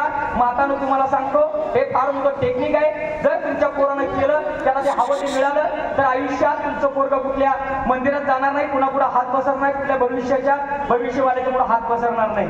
लक्षात ठेवा, सकाळी उठलं की आपला माता आईच्या चरणावरती टेकायचा. दोन भुवयाच्या मध्ये एक चक्र असतं, त्या चक्राला म्हणतात आज्ञा चक्र. काय म्हणतो पोरांनो? हे सगळं सायंटिफिक सांगतोय. ज्यावेळी तुम्ही आईच्या चरणावरती माता टेकता, तुमचा डोक्याचा भाग खाली जातो, सर्व बॉडीचा भाग वरती येतो. ब्लड फ्लो, रक्ताचं सर्व जे प्रेशर आहे डोक्याकडे जातं, ते आज्ञा चक्र ऍक्टिव्ह होतं. आणि तुम्ही ज्यावेळी आईच्या चरणावरती माता टेकता, आईच्या पायाला तुमचा स्पर्श होतो. तुमच्या शरीरातल्या पेशी ज्या आईकडून आलेल्या असतात त्या ऍक्टिव्ह व्हायला चालू होतात. प्रत्येकाच्या पायामध्ये मातानो पालकानो एक शक्ती आहे दुसऱ्याला काहीतरी देण्याची आणि त्याच्याकडून काहीतरी घेण्याची. हे देवानं बनवलेलं आहे, पण हे आपल्यापासून लपवून ठेवलेलं आहे. तुम्हाला जर पटत नसेल, आता घरी गेला एक कारलं घ्या, त्या कारल्याचा ज्यूस करा, टपामध्ये पाणी टाकून त्याच्यामध्ये फक्त पाय बुडवा, दुसऱ्या मिठामध्ये तुमचं डोकं, ही तुमचं जे तोंड आहे एकदम कडू होतं. लक्षात ठेवा. त्यामुळे पोरांनो तुम्हाला सांगतो, ज्यावेळी आईच्या चरणावरती माता टेकाल, त्यावेळी तुम्हाला जे हवं, बघा मी काय सांगतो, तुम्हाला जे हवं ते निसर्गाला मागायचंय. आता कसं सांगतो तुम्हाला, आपण तिरुपती बालाजीला जातो का? मराठी माणूस गेला तिथे काय म्हणणार आहे? देवा मला गाडी दे. तुम्ही ओरडून म्हणत नाही, मनातल्या मनात देवा मला गाडी दो. कन्नड माणूसाला काय म्हणणार? त्याच्या भाषेत म्हणणार मला गाडी दे. तेलुगू माणूस त्याच्या भाषेत म्हणणार, पंजाबी त्याच्या भाषेत म्हणणार, हिंदी त्याच्या भाषेत बोलणार. मग मला सांगा, देवाला भाषा कळतात का एवढ्या सगळ्या? कोणतर म्हणून देव आहे, सगळं कळतं त्याला. लक्षात ठेवा, देवाला भाषा नाही कळत. देव म्हणजे पॉझिटिव्ह एनर्जी, त्याला कळतात व्हायब्रेशन, आपल्या शरीराच्या व्हायब्रेशन. बघा, तुमच्या कानाच्या बाजूला 200 गाणी वाजतात. आता तुम्हाला ऐकू येतात का? तुम्हाला काही खोळत आहे का? कानाच्या बाजूला 200 गाणी वाजतायत तुमच्या. पटत नसेल, मोबाईल काढला, FM चालू केला की लगेच गाणं चालू होते. बरोबर आहे? ते गाणं कुठे आहे? तिथंच आहे, फक्त ते कशामध्ये? तुमच्या फ्रिक्वेन्सी मध्ये त्यांनी सोडलेलं गाणं आहे. तुमच्या बाजूला आहे, तुमच्या बाजूला डोळ्यासमोर हजारो चित्र आहेत, फक्त तुम्हाला दिसत नाही कारण त्या फ्रिक्वेन्सी आपण मॅच करत नाही. लक्षात ठेवा, तसं सुख तुमच्या बाजूला आहे, आनंद तुमच्या बाजूला आहे. कुठे शोधायला जायची गरज नाही, फक्त आपलं शरीर त्या फ्रिक्वेन्सी मोडला गेलं पाहिजे, आनंदाच्या मोडला गेलं पाहिजे. तुम्ही आईच्या पायावरती माता टेकता, तुमचं शरीर एकदम ऍक्टिव्ह होतं आणि तुम्ही त्यावेळी जे हवं ते मागता. हवं ते मागा, गाडी मागा, बंगला मागा, प्रसिद्धी मागा, मी गॅरंटी देतो सारं काही तुम्हाला मिळणार आहे. लक्षात ठेवा, त्यावेळेला मागायचं. तुम्ही म्हणा ठीक आहे, हे सारेने केलं, तुम्ही म्हणता ते खरं आहे, याच्या अगोदर तुम्ही असं केलंय का? प्रूफ पाहिजे पोरांनो. तुम्ही 21व्या शतकातली पोरं आहेत. आजपर्यंत जेवढी माणसांनी शून्यातून विश्व निर्माण केलं, सगळी चालून बघा. बाबासाहेब आंबेडकर असू द्या, छत्रपती शिवाजी महाराज असू द्या, धीरूभाई अंबानी असू द्या, शाहरुख खान असू द्या, आमिर खान असू द्या, कुणी असू द्या, त्यांच्या मुलात जावा, त्यांच्या मुलाखती ऐका, ते सांगतात आज आम्ही जी आहे आई मुलं आहे आणि आईची ताकद आहे. पोरं लक्षात ठेवा, जगाच्या पाठीवर मातानं तुम्हाला हे मी का सांगतोय लक्षात ठेवा, खरी ताकद तुमच्या शब्दामध्ये आहे. तुम्ही तर मोठ्या संख्येने पालक आलेले आहात. तुमचं पोरगं घडवायचं काम या शिक्षकांच्याकडे तुम्ही दिलेलं आहे, परंतु घडवण्याची प्रक्रियाच तुम्हाला माहित नाही. आपण फक्त काय सांगतो, पोराला शाळेमध्ये पाठवलं, पैसा दिला, माझा विषय संपला. लक्षात ठेवा, तुम्ही एक मूर्ती आणून दिली आहे, पहिली सोडता, माझ्या पोराला घडवून द्या. घडवण्याची प्रक्रिया अगोदर समजून घ्या पालकांनो. आता तुमच्यासाठी सांगतोय, पहिल्यांदा काय करतो आपण, एखाद्या मूर्ती काढायला जातो, दगड देतो, दादा मला एक सुंदर अशी मूर्ती घडवून द्या. दुसरं उदाहरण घेऊ, आपण एखाद्या लोहाराकडे जातो, लोखंड घेऊन जातो, त्यातून मला अवजार घडवून द्या. तिसरं उदाहरण सांगतो, एखाद्या सोनाराकडे जातो, माता भगिनी जात असतील, हा माझा दागिने घ्या, मला नवीन दागिने घडवून द्या. आणि तसंच तुम्ही या पोराला इथं आणून सोडलंय, सर हे आमचं, हे घ्या, याला चांगला डॉक्टर घडवून द्या, इंजिनियर घडवून द्या, वकील घडवून द्या. पण ही घडवण्याची प्रक्रिया काय लक्षात ठेवा, ज्यावेळी तुम्ही मूर्ती काढायला जाता, मूर्तीकार दगड समोर ठेवतो, हातोडी घेतो, छडी करतो, त्याच्यावरती घाव घालतो, त्याच्यातला नको असलेला भाग काढून टाकतो, पण नक्षीकांत सुंदर अशी मूर्ती करते. लोहार त्या अवजाराला 10 वेळा तापवतो, जोपर्यंत त्याला आकार येत नाही तोपर्यंत तापून बडवत असतो. सोनार सुद्धा तुमचं सोनं घेतो, त्याच्या डबल त्याच्यामध्ये चांदी टाकतो, 1000 डिग्री सेल्सिअसला सोनं वितळतं, त्याला पुन्हा वितळवतो, त्याच्यामध्ये ऍसिड टाकतो, पुन्हा त्याची माती करतो आणि पुन्हा सोनं करतो, तेव्हा ते सुंदर सोनं करतं. तुम्ही त्या मुलाला इथं आणून सोडलेलं आहे. आमच्या काळी म्हणजे 20 वर्षापूर्वी इथला मूर्तिकार शिक्षक होता, त्याच्याकडे एक हातोडीची छडी होती, त्याचं नाव होतं छडी. तो छडीच्या साह्यानं आम्हाला घडवत होता, नको असलेला भाग काढून टाकत होता. आणि ज्यावेळी 10वी 11वीला जायचो, एक सुंदर आज्ञाधारी पालक घडत होता. परंतु आता ती शासनानं यांच्या गुरुजींच्या हातून छडी काढून घेतलेली आहे, त्यांना बोलायला सुद्धा अधिकार नाही. जर तुमचं पालक घडवायचं असतील, जर तुमची मुलं घडवायची असतील, आपलं भविष्य घडवायचं असेल, पालकांनो ही छडी आपण आता आपल्या हातामध्ये घेतली पाहिजे. यांच्यावरती तुम्ही जबाबदारी सोडून मोकळं राहू नका. तुमच्या हातामध्ये छडी पालकांनो आपल्याला घेतली पाहिजे. त्यासाठी तुम्हाला मी टेक्निक सांगितलं, हे पोरांना सकाळी तुमच्या पाया पडायला डेली शिकवा, त्याला काहीतरी मागायला सांगा. आणि जर पोरं करत नसतील, जर पालकांना तुमची आई जर घरामध्ये असेल, तुमचे वडील जिवंत असतील, तुमच्यासारखा नशिबान कोणी सुद्धा नाही. हे टेक्निक पोरांच्या समोर रोज तुम्ही करा, बघितलं की पोराला सांगायची गरज पडणार नाही. तुमच्या पोराला जर सायकल मागितली निसर्गाला आणि समजा महिन्याभरात सायकल घरात आली, पोराला तुम्ही पाया पडू नको म्हटला तरी तुमचा पोरग पाया पडणार. लक्षात ठेवा. आणि तुमच्या शब्दामध्ये फार मोठी ताकद आहे. मला सांगा, ज्यावेळी छत्रपती शिवाजी महाराज लहान होते, माती टाकण्यामध्ये माती हातात घेतात, त्यावेळी ती आई काय म्हणते, राज. बघा पोरांनो, तुम्हाला लक्षात ठेवा, हे सांगतोय आजपासून आई वडिलांना सांगायचं, मला चिंगी मंगी रंगी रंगी काय म्हणायचं नाही. आई म्हणते राज. तुमची मम्मी तुम्हाला काय म्हणते, करत्या. लक्षात ठेवा, आई लहानपणी राजाला म्हणते राज, तुम्हाला ही माती टाकायची ना, अवश्य टाका, परंतु मोगलाच्या अन्यायामध्ये बुडसटलेली माती स्वातंत्र्याच्या उजेडामध्ये लक्षामध्ये तापवा आणि मग हवी तेवढी टाका. लक्षात ठेवा, तुमच्या पोराला डॉक्टर बनवायचं आहे ना, आतापासून म्हणा, डॉक्टर साहेब पाण्याचा तांबे घ्या, डॉक्टर साहेब झाडू मारा, डॉक्टर साहेब कणिक मळा. 100% सत्य आहे. मानव वंशशास्त्रज्ञ सांगतात, तुमच्या पोराला जे घडवायचं लहान पोरं आणून द्या, ते बोलून बोलून त्याला घडवतात. तुमच्यामध्ये क्षमता आहे, पुढे मी येणार आहे. पोरीला चुकीचं बोलल्यामुळे काय होतंय पुढे मी तुम्हाला सांगणार आहे, परंतु लक्षात ठेवा, तुमच्या शब्दामध्ये ताकद आहे. ज्यावेळी आई जिजाऊ म्हणतात राजा, ही माती हवी तेवढी चाका, परंतु अगोदर मोगलाच्या अन्यायामध्ये बुरसटलेली माती स्वातंत्र्याच्या उजेडामध्ये लखपणे तापवा, मग हवी तेवढी खा. लक्षात ठेवा, आई जिजाऊनं पेरलेला ठिणगीचा वणवा माझ्या छत्रपतीने असा भडकावला. आई जिजाऊनं पेरलेला ठिणगीचा वणवा माझ्या छत्रपतीने असा भडकावला. वयाच्या अवघ्या 16व्या वर्षी मुठभर मावळ्यांना घेऊन तोरणगडावरती स्वराज्याचा ध्वज फडकावला. लक्षात ठेवा.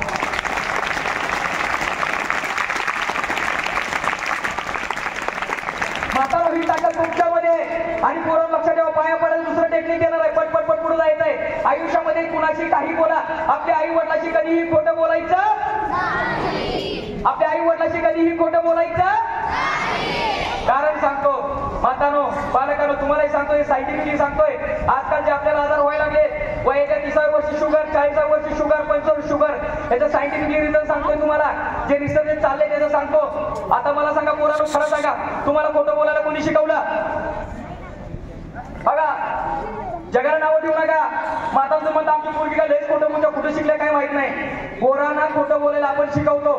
ज्यावेळी घरात कोणाचा तरी फोन येतो, बाबा म्हणतात सांग घरी मी नाही म्हणून सांग, म्हणतात का नाही पोरांनो? लक्षात ठेवा, पोरांना आयुष्यात कधी खोटं बोलायचं त्याचं झालं गेलं तुम्हाला सांगतो. आपल्या शरीरामध्ये 2 चाक आहेत. किती चाक आहेत? ज्याच्या आधारे आपल्या शरीराची गाडी चालते. एक चाक आपलं माइंड, दुसरं चाक आपला हार्ट, काळीज. लक्षात ठेवा, अंतर्मन आणि मेंदू. विचार करून सांगतो, ज्याची ही 2 चाकं एका लेवलमध्ये बॅलन्स आहे ना, मी तुम्हाला लिहून देतो, त्याला आयुष्यात कुठलाच आजार नसतो. तुमच्या लातूरमध्ये जर एखादा येडा माणूस दिसला, फिरतात वेडी माणसं, पटकन धरायचं, त्याला दवाखान्यात घेऊन जायचं, ब्लड काढायचं, त्याला सर्वांना सांगायचं चेक करून द्या. एकही आजार त्याला नसतो. कुठल्याही येडे निष्प्रयत जावा का?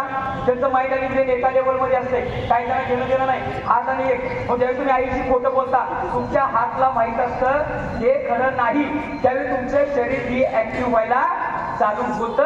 आणि या जगाच्या पाठीवर तुमची मनापासून वाट बघणारी निस्वार्थीपणे 2च व्यक्ती आहेत. किती व्यक्ती आहेत? एक आई आणि दुसरा आणि बस मनापासून. बाकी तुमची मित्र मैत्रीण पैसे देत आहेत, पार्टी देत आहेत, सगळे तुला छान म्हणतील, पण मनापासून वाट बघणारी आई आणि वडील आहेत. तुम्हाला मी छोटीशी एक माझी, ज्यावेळेस मी मुंबईला होतो, सरांनी सांगितलं काम शिकण्यासाठी. एकदा मी घरी फोन लावला, माझी लहान मुलगी होती, मुलगा होता, बायको होती, आई वडील होते. त्यावेळी मला सुद्धा कळालं मी काय एवढा हुशार नाही, एवढा काय तत्व पंडित नाही. हे 4 वर्ष व्याख्यान करायला लागलोय. का करायला लागलोय? मला कळालं जे मला माहिती आहे जगाला आपण सांगितलं पाहिजे, आपण सुधारून काय सगळ्यांना सांगितलं पाहिजे. तो कॉल फक्त तुम्हाला सांगणार आहे. त्यावेळी तुम्हाला कळेल की आईची माया काय असते, इतरांच्या पेक्षा वेगळी कशी असते. बऱ्याच दिवसाच्या सुट्टीनंतर चाललो होतो गावी, म्हटलं जाता जाता घरच्यांची हालवा विचारून घ्यावी. फोन लावला घरी, म्हणाला झाला भारी, उचलून फोन बोबड्या सोडत बोलत होती माझी परी म्हणजे लहान मुलगी म्हणजे बाबा चॉकलेट, कॅडबरी, बेबी डॉल छोटी, छोट्या छोट्या परीची मागणी होती फार छोटी. मुलगी म्हणजे बाबा मला काय नको, चॉकलेट आणा, कॅडबरी आणा, जमलं तर एखादी भावली आणा. आणि तो म्हणता सारा आनंद झाला. चिमुताईला आनंदानं फोन दिला, तिनं आपल्या भाईला म्हणजे माझ्या मुलाला. मुलगा बोलला बाबा चॉकलेट, लॉलीपॉप, कॅडबरी काहीच नकोय, मला घ्यायचं असेल एक सायकल तेवढी घ्या, खूप त्रास होतो मला शाळेला जायला. मी म्हटलं लेकरा तू अभ्यासाचं बघ, मी म्हटलं लेकरा तू अभ्यासाचं बघ, आले आले आपण जाऊ सायकल घ्यायला.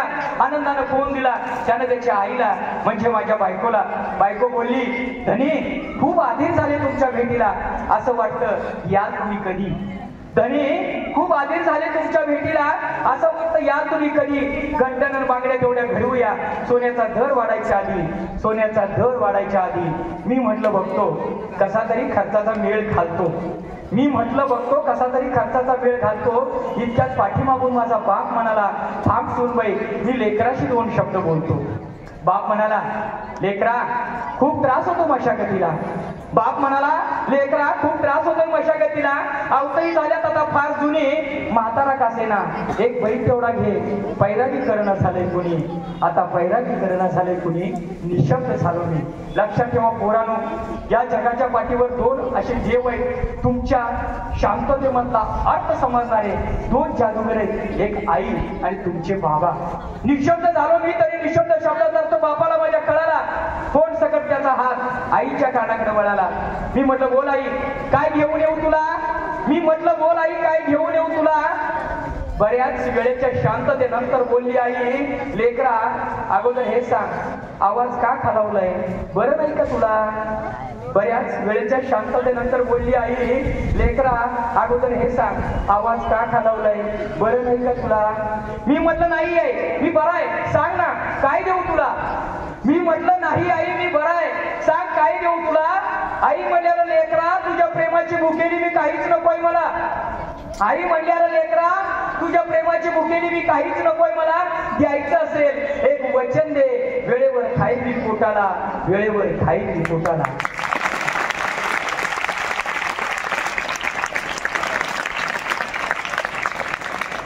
ऐकून शब्द आईचा घरा काळजास माझ्या पडला, नकळत एक थेंब डोळ्यातून पाण्याचा खाली पडला. बघा ते काळीज असतं आईचं परतू शकते यमासकट लेकरावरच्या काळाला. पोरांनो लक्षात ठेवा, ते काळीज असतं आईचं परतवू शकते यमासकट लेकरावरच्या काळाला. ही आई आणि आईच विचारू शकते तुला कुठं लागलं का बाळा, तिचंच काळीज कापून घेऊन जाणाऱ्या बाळाला. म्हणून म्हणतो शून्य आहे तिच्या माये पुढे धनदौलत दुनिया सारी. पोरांनो लक्षात ठेवा, किती प्रॉपर्टी कमवा, किती पैसा कमवा, एका पारड्यामध्ये तुमची प्रॉपर्टी टाका, एका पारड्यामध्ये आईची माया टाका. आईच्या मायेचं पारडं 100% जड होणार. लक्षात ठेवा, शून्य आहे तिच्या माये पुढे धनदौलत दुनिया सारी. उगाच नाहीत म्हणत स्वामी तिन्ही जगाचा, आई विना भिकारी, आई विना भिकारी.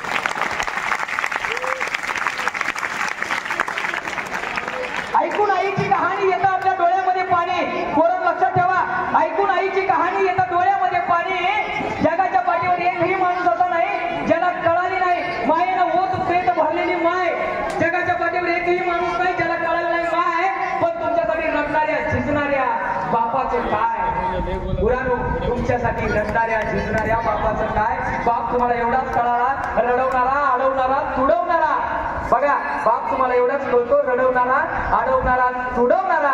कुणाला बाप नेक वाटतो, कुणाला बाप वाईट वाटतो, कुणाला वाटतो नेक, तर कुणाला वाटतो माझ्या आयुष्याच्या गाडीचा ब्रेक. बाप तुम्हाला अडवतो, वर्ग म्हणतो माझ्या आयुष्याच्या गाडीचा ब्रेक आहे बाबा, तुम्ही हे करू नका, हे करू नका, असं करू नका, तसं करू नका. लक्षात ठेवा, तो बाप म्हणतो पोरा हा ही ब्रेकच आहे तुझ्या आयुष्याच्या गाडीचा लागलेला. पण मला सांगा, गाडीला ब्रेक कशासाठी असतो पोरांनो? गाडीला थांबवण्यासाठी. असंच वाचतंय ना तुम्हाला? लक्षात ठेवा, गाडीला ब्रेक थांबवण्यासाठी नसतो, तर गाडीला ब्रेक असतो की गाडी तिची जेवढी क्षमता आहे त्या क्षमतेनं पळावी म्हणून तुमच्या गाडीला ब्रेक असतो. लक्षात ठेवा, जर गाडीला ब्रेक नसेल तुम्ही गाडी पळवू शकाल का? तो बाप तुमच्या आयुष्याच्या गाडीचा ब्रेक आहे. तो ज्या वळणावरती तुम्हाला अडवतो ते वळण त्यांनी पार केलेली असतात म्हणून तुम्हाला तो अडवतो. लक्षात ठेवा, आई तुम्हाला सहज कळते, बाप तुम्हाला कळत नाही. आणि मी तुम्हाला एवढंच सांगतो, जन्म देणारी आई तुम्हाला सहजासहजी कळते पोरांनो. आई तुमच्या जवळ असते, पण जन्म विसरवणारा बाप सहजासहजी तुम्हाला कळत नाही. तुम्ही आजारी पडता, लगेच आई म्हणते बाळाला दवाखान्यामध्ये नेलं पाहिजे. आई तुम्हाला दवाखान्यामध्ये घेऊन जाते. तुम्हाला वाटतं माझ्या आईचं माझ्यावरती प्रेम आहे, बाबा माझ्याकडे बघत नाही. लक्षात ठेवा, दवाखान्यामध्ये घेऊन जाणारी आई तुम्हाला सहज कळाली, पण दवाखान्याचं बिल भरणारा बाप मात्र सहज तुम्हाला कळत नाही. लक्षात ठेवा.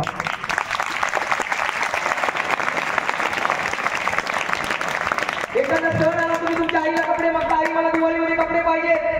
बाबा काय करतात, आईला पैसे देतात, आई लगेच कपडे घेऊन येते. तुम्हाला वाटतं माझी आईने कपडे दिली. लक्षात ठेवा, तुम्हाला कपडे देणारी आई मात्र सहज कळाली, परंतु स्वतः फाटकी कपडे घालून तुम्हाला नेटकी कपडे देणारा बाप मात्र कधी कळाला नाही. पोरीनो बघा, तुमचं लग्न ठरतं, जरा मोठं झालं तर कळत तुम्हाला. शेजारी सांगतात काही गरज नाही लग्न मोठं करायची, पण आईच्या होत असते आपण लग्न मोठ्या झोकात करायचं. लक्षात ठेवा, आपल्या पोरीचं लग्न मोठ्या झोकात करायचं असं तोरे सांगणारी आई सारे जगाला कळाली.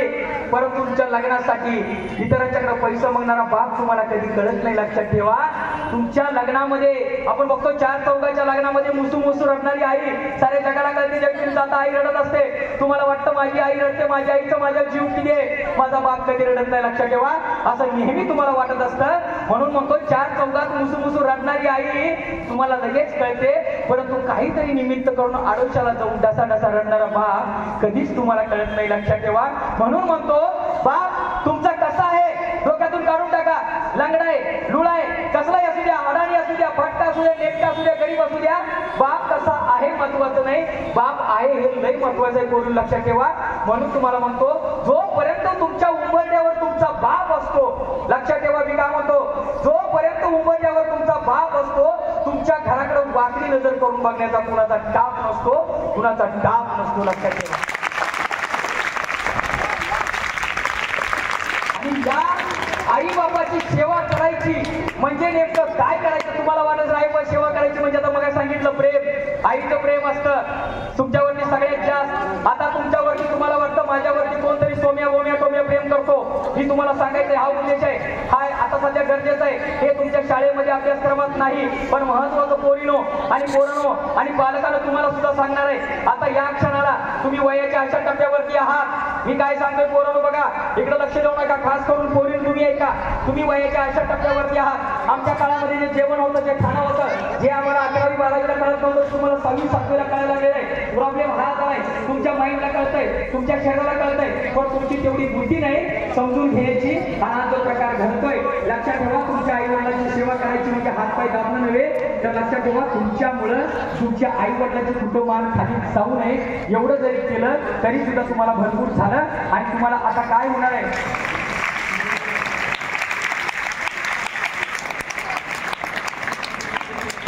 आता काय घडणार आहे तुम्हाला सांगतो. 8वी 10वीच्या मुलीनो 100% लिहून देतो. कोणतरी तुमचं कौतुक करणार आहे. काय करणार आहे? हा, इकडे बघा लगेच म्हणजे कौतुक. तुम्हाला मी काय सांगतो लक्षात ठेवा, मातानो पालकानो, आता जे प्रकार घडायला लागले त्याचं तुम्हाला खास उदाहरण सायंटिफिकली सांगणार आहे. आज बऱ्याच ठिकाणी करतात 8वी 9वी 10वीच्या मुली कुणाच्या तरी प्रेमात पडतायत, त्यांचं घर उद्ध्वस्त होतंय, आई वडिलांचं घर उद्ध्वस्त होतंय. लक्षात ठेवा, याचं सगळ्यात सर्वात महत्वाचं कारण आहे त्यावेळी पोलिटिशियन जातो बऱ्याच पालकांना फोन येतात, आता एवढं कार्यक्रम करतो, जरा माझ्या मुलीला समजून टाका, सांगा. मुली अजिबात ऐकत नाही. लक्षात ठेवा, त्याचं कारण आहे. जेव्हा मुलीला विचारतो, बाळा असं का, तू एवढी चांगल्या घरात नाही, एवढी सुशिक्षित तुझ्या घरात एवढं चांगलं आहे, आणि हा मुलगा तुला कसा काय आवडला? लक्षात ठेवा, त्याच्या पाठीमागचं एकच रिझन आहे, कौतुक.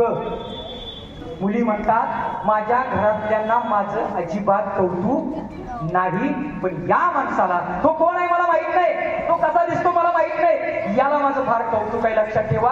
म्हणून पालकांनो, आजपासून निश्चित करा, जो आपला मुलगा आहे कमीत कमी घरी आल्यानंतर 1 तास त्याच्यासोबत व्यतीत करा. या मुलीचं कौतुक करा. जे तिला येत नाही सांगा, बाळा तू छान आहेस, तुझं बोलणं छान आहे. तुम्ही घरामध्ये काय मुलीला टोमणं देता आणि कोणतरी आयरा गायरा येतो आणि तिचं कौतुक करतो. कारण हे वय असं आहे, प्रत्येकाला कौतुक केलेलं आवडतं. आणि म्हणून मुली भरकडत चाललेलं आहात. तुम्ही तुमच्या कामामध्ये खास करून माताला सांगणं, कारण मी हे जे तुम्हाला सांगतो अनुभवावरून सांगतोय. पालकांचे फोन येतात, सर मला माहित आहे मी बाहेर फिरतोय, मुलीने शॉर्ट कपडे घातल्यानंतर बसणारी माणसं काय बोलतात हे बापाला माहित असतं, कारण बाप चौकात बसत असतो. ज्यावेळी बाप अडवतो त्याची आई म्हणते, डोकं फिरलंय का तुमचं, जग कुठं गेलंय, तुमचे विचार भुसकलेले आहेत, बघा ही मुलगी बघा कशी घालते, ती बघा ती बघा, तुम्हाला काय पडलंय? लक्षात ठेवा मातानो पालकानो, तुमच्या नवऱ्याचं थोडं ऐकत चला. कारण हा प्रसंग ज्याच्या आयुष्यामध्ये आलेला आहे, ज्याची मुलगी गेलेली आहे, त्याच्या यातना काय असतात हे बऱ्याच लोकांचं मी जवळून बघितलेलं आहे. म्हणून तुम्हाला सांगतो, तुम्ही तुमच्या मुलाशी थोडा वेळ काढा, त्यांचं कौतुक करा. मुलगी काय करते काय नाही करते, तिचा मोबाईल आधी कधी चेक करत जावा, किंवा तिच्या मोबाईलचा ऍक्सेस तुमच्या मोबाईलमध्ये घ्या. मी तर म्हणतो मोबाईल देऊच नका. आणि यासाठी तुम्हाला मुलांनी तुम्हाला सांगतो, मुलीनो पालक इकडे जाऊ द्या, तुमच्यामध्ये फार मोठी शक्ती आहे, तुमची ओळख तुम्हाला अजून नाही. म्हणून तुम्हाला सांगतो, पोरींनो लक्षात ठेवा, लाडाची लेक लाखात एक हवं ते कर. पोरी तू लाडाची लेक लाखात एक हवं ते कर, पण कुणाच्याही प्रेमात पडायच्या अगोदर एकदा तुझ्या आई वडिलांचा प्रेमाचा विचार कर. मी तुला म्हणणार नाही, कोण तर लगेच काहीतरी म्हणून तुम्हाला आता लगेच स्टेटस ठेवते बघा, कुठलं गाणं आले ते रे वास्ते पलक से मैं चांद लाऊंगा, संग 17 काय सितारे तोड लाऊंगा. वास्तवाचं भान ठेवा, ठीक आहे. त्याच्या बाबाची प्रॉपर्टी आहे का? ते बाप त्याचं स्टेटस बघतोय, लगेच म्हणतोय नाग्या एक पिंडा वैरणीचा 4 बसाची कणसं आणतात, लगेच दिलेलं मारते. वास्तवाचं भान ठेवा, लक्षात ठेवा. आणि आता जो प्रकार चाललाय मुलींनो लक्षात ठेवा, तुम्ही कुणाच्या तरी प्रेमामध्ये पडताय, पोरांनो तुम्ही सुद्धा कुणाच्या तरी घराचा विध्वंस करताय, आणि तुम्हाला या वयामध्ये फेरलं जात आहे, तुमच्या मनामध्ये तेच कोरलं जात आहे. म्हणून तुला म्हणतो, पोरी लाडाची लेक लाखात एक हवं ते कर, पण कुठल्याही प्रेमाच्या पडायच्या अगोदर आई वडिलांच्या प्रेमाचा विचार कर. पोरा तू सुद्धा लाडाचा योग लाखात योग हवं ते कर, पण कुणाच्याही प्रेमात पडायच्या अगोदर एकदा तुझ्या आई वडिलांचा विचार कर. पोरी तुला ठाऊक नाही म्हणून सांगतो, ज्यावेळी तुझा जन्म झाला घरामध्ये दिवाळी साजरी झाली.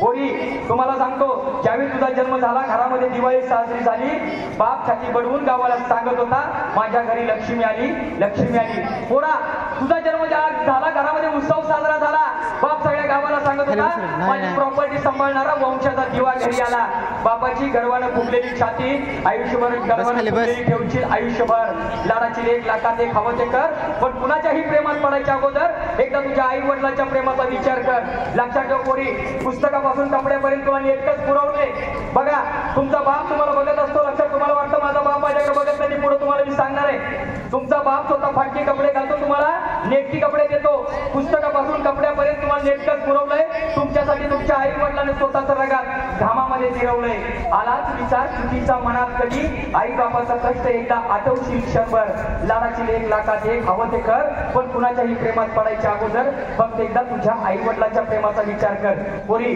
तुझा लाड पुरवण्यामध्ये बापाला कळत नाही वर्षामागून वर्ष कशी निघून गेली पोरी लक्षात ठेव तुझ्या बापाला कळत नाही तुझा लाड पुरवण्यामध्ये वर्षामागून वर्ष कसा निघून गेली एक दिवस आई सांगते पोरगी मोठी झाली पोरगी वयात आली आता बऱ्याच मुलींचे प्रश्न आता सर माझे बाबा माझ्यावरती खूप प्रेम करत होते माझे बाबा माझ्यावरती खूप लाड करत होते पण अचानक माझे बाबा माझ्यावरती नजर ठेवतात जे बाबा मला इकडे तिकडे सोडत होते मला आता सांगतात कोणी हिच्याकडे जायचं नाही मैत्रिणीकडे जायचं नाही सातच्या घरात यायचं त्याचं कारण मी तुम्हाला सांगणार आहे पोरीनो तुझा लाड पुरवण्यामध्ये बापाला कळत नाही वर्षामागून वर्ष कशी निघून गेली एक दिवस आई सांगते पोरगी मोठी झाली पोरगी वयात आली आनंद होतो बापाला पण आईला वाटते भीती बापाला आनंद होतो बरं झालं माझी पोरगी निसर्गाचं पालन करण्यासाठी योग्य झाली आनंद होतो बापाला पण आईला वाटते भीती रोज समजून सांगत असते आईपण आणि बाईपण अवघड असते किती रोज समजून सांगत असते आईपण आणि बाईपण अवघड असते किती त्या दिवसापासून पोरी तुझा बाप नजरे आड करत नाही तुला क्षणभर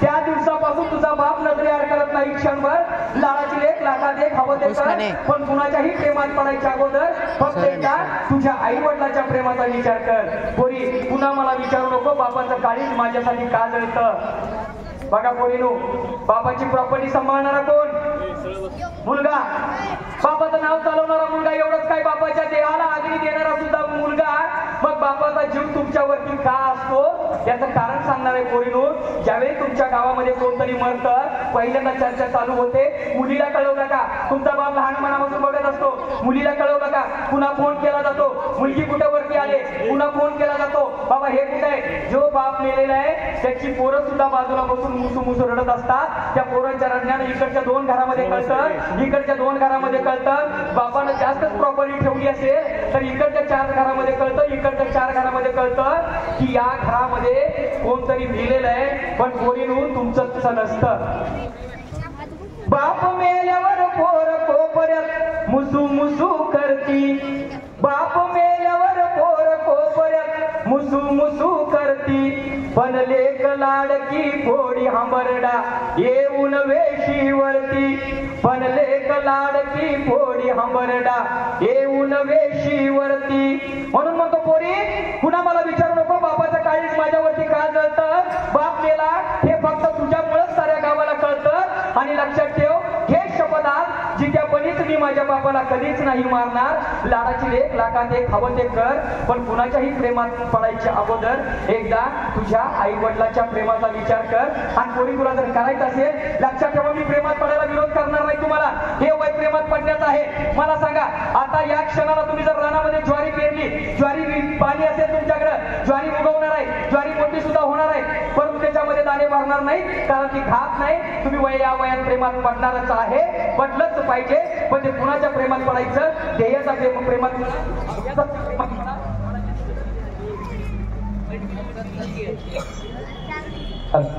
जर तुम्हाला करायचं असेल तर लक्षात ठेवा ध्येयाच्या प्रेमात पडा अभ्यासाच्या प्रेमात पडा आणि जर तुम्हाला काही करायचं असेल तर एवढंच करा पोरी मी तुम्हाला सांगतो नारी नारी म्हणून म्हणती ते तुला ग दुनिया सारी पोरीनं तुमचं मान आहे पूजनीय आहे जगाच्या पाठीवर ज्या ज्यावेळी कधी इतिहास घडलाय बदल घडलाय त्याचा जनक तुम्ही आहात लक्षात ठेवा म्हणून म्हणतो पोरीने तुम्हाला नाही रे नारी नारी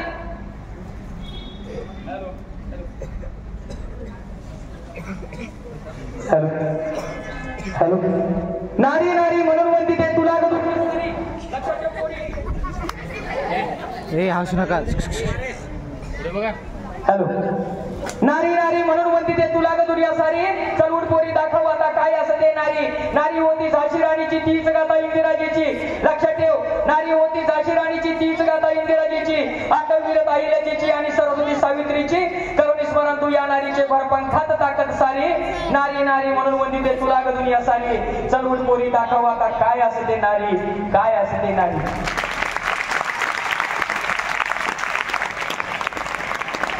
तुमच्यामध्ये ताकद आहे लक्षात ठेवा. मी तुम्हाला याच्यावर डीप मध्ये सांगणार नाही. तुम्हाला कळलं जे काय मला सांगायचंय. आयुष्य देवाने एकदा दिलेलं भरभरून जगायचं आहे आणि शेवटचं तुम्हाला ट्रीट देणार आहे. एक सांगितलं आयुष्यामध्ये प्रेम करायला पाहिजे. हे वय तुमचं आहे पण अभ्यासावरती प्रेम करा ध्येयावरती प्रेम करा जेणेकरून बघा मला सांगा तुम्ही तुमचं किती सुंदर नटून नटून फोटो काढा भिंतीला लावा आणि एक फोटो काढा तुम्ही पोलिसाचा ड्रेस घातलेला आहे तो सुद्धा भिंतीला लावा. एक फोटो काढा वकिलाचा कोट घातलेला आहे तो सुद्धा भिंतीला लावा. अजून दुसरा कुठला फोटो काढा तुम्ही मिलिटरी मध्ये आहात फोटो काढा. अजिबात मेकअप करू नका. मला सांगा मेकअप करून काढलेला फोटो सुंदर दिसणार की वकिलाचा कोट घालून काढलेला फोटो सुंदर दिसणार सांगा.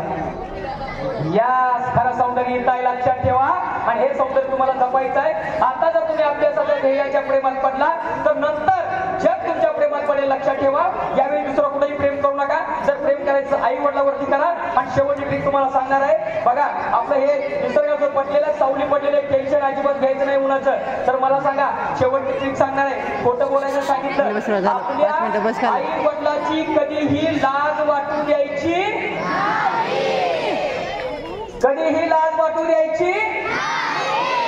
याचं पण तुम्हाला सायंटिफिक कारण सांगतो. मग सांगितलं ज्यावेळी तुम्हाला तुमच्या आई वडिलांची लाज वाटते तुमच्या काळजातल्या पेशी डिऍक्टिव्ह व्हायला चालू होतात.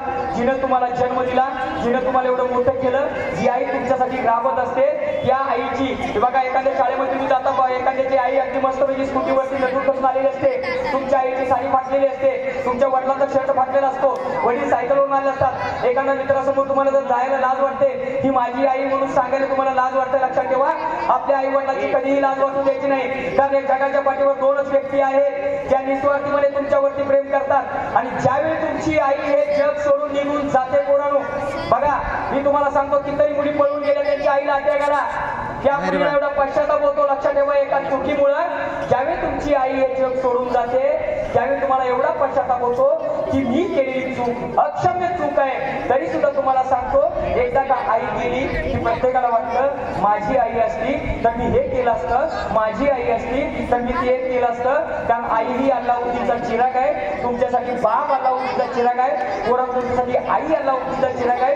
जे तुम्हाला मागायचं आहे ते त्याला मागायचं आहे. आणि एकदा का तुम्हाला त्या तुमच्या आईची लाज वाटली एकदा का आई निघून गेली तर तुम्हाला पश्चाताप होतो आणि तुमच्याकडे काही सुद्धा उरत नाही. तुम्हाला छोटीशी गोष्ट सांगणार आहे आणि आपण थांबणार आहोत. लक्षात ठेवा एक पोरगं होतं आणि एक आई होती. आई एका डोळ्यानं आंधळी होती तिला एका डोळ्यानं दिसत नव्हतं. लहान पोरगं होतं तिचा नवरा लहानपणी वारला होता.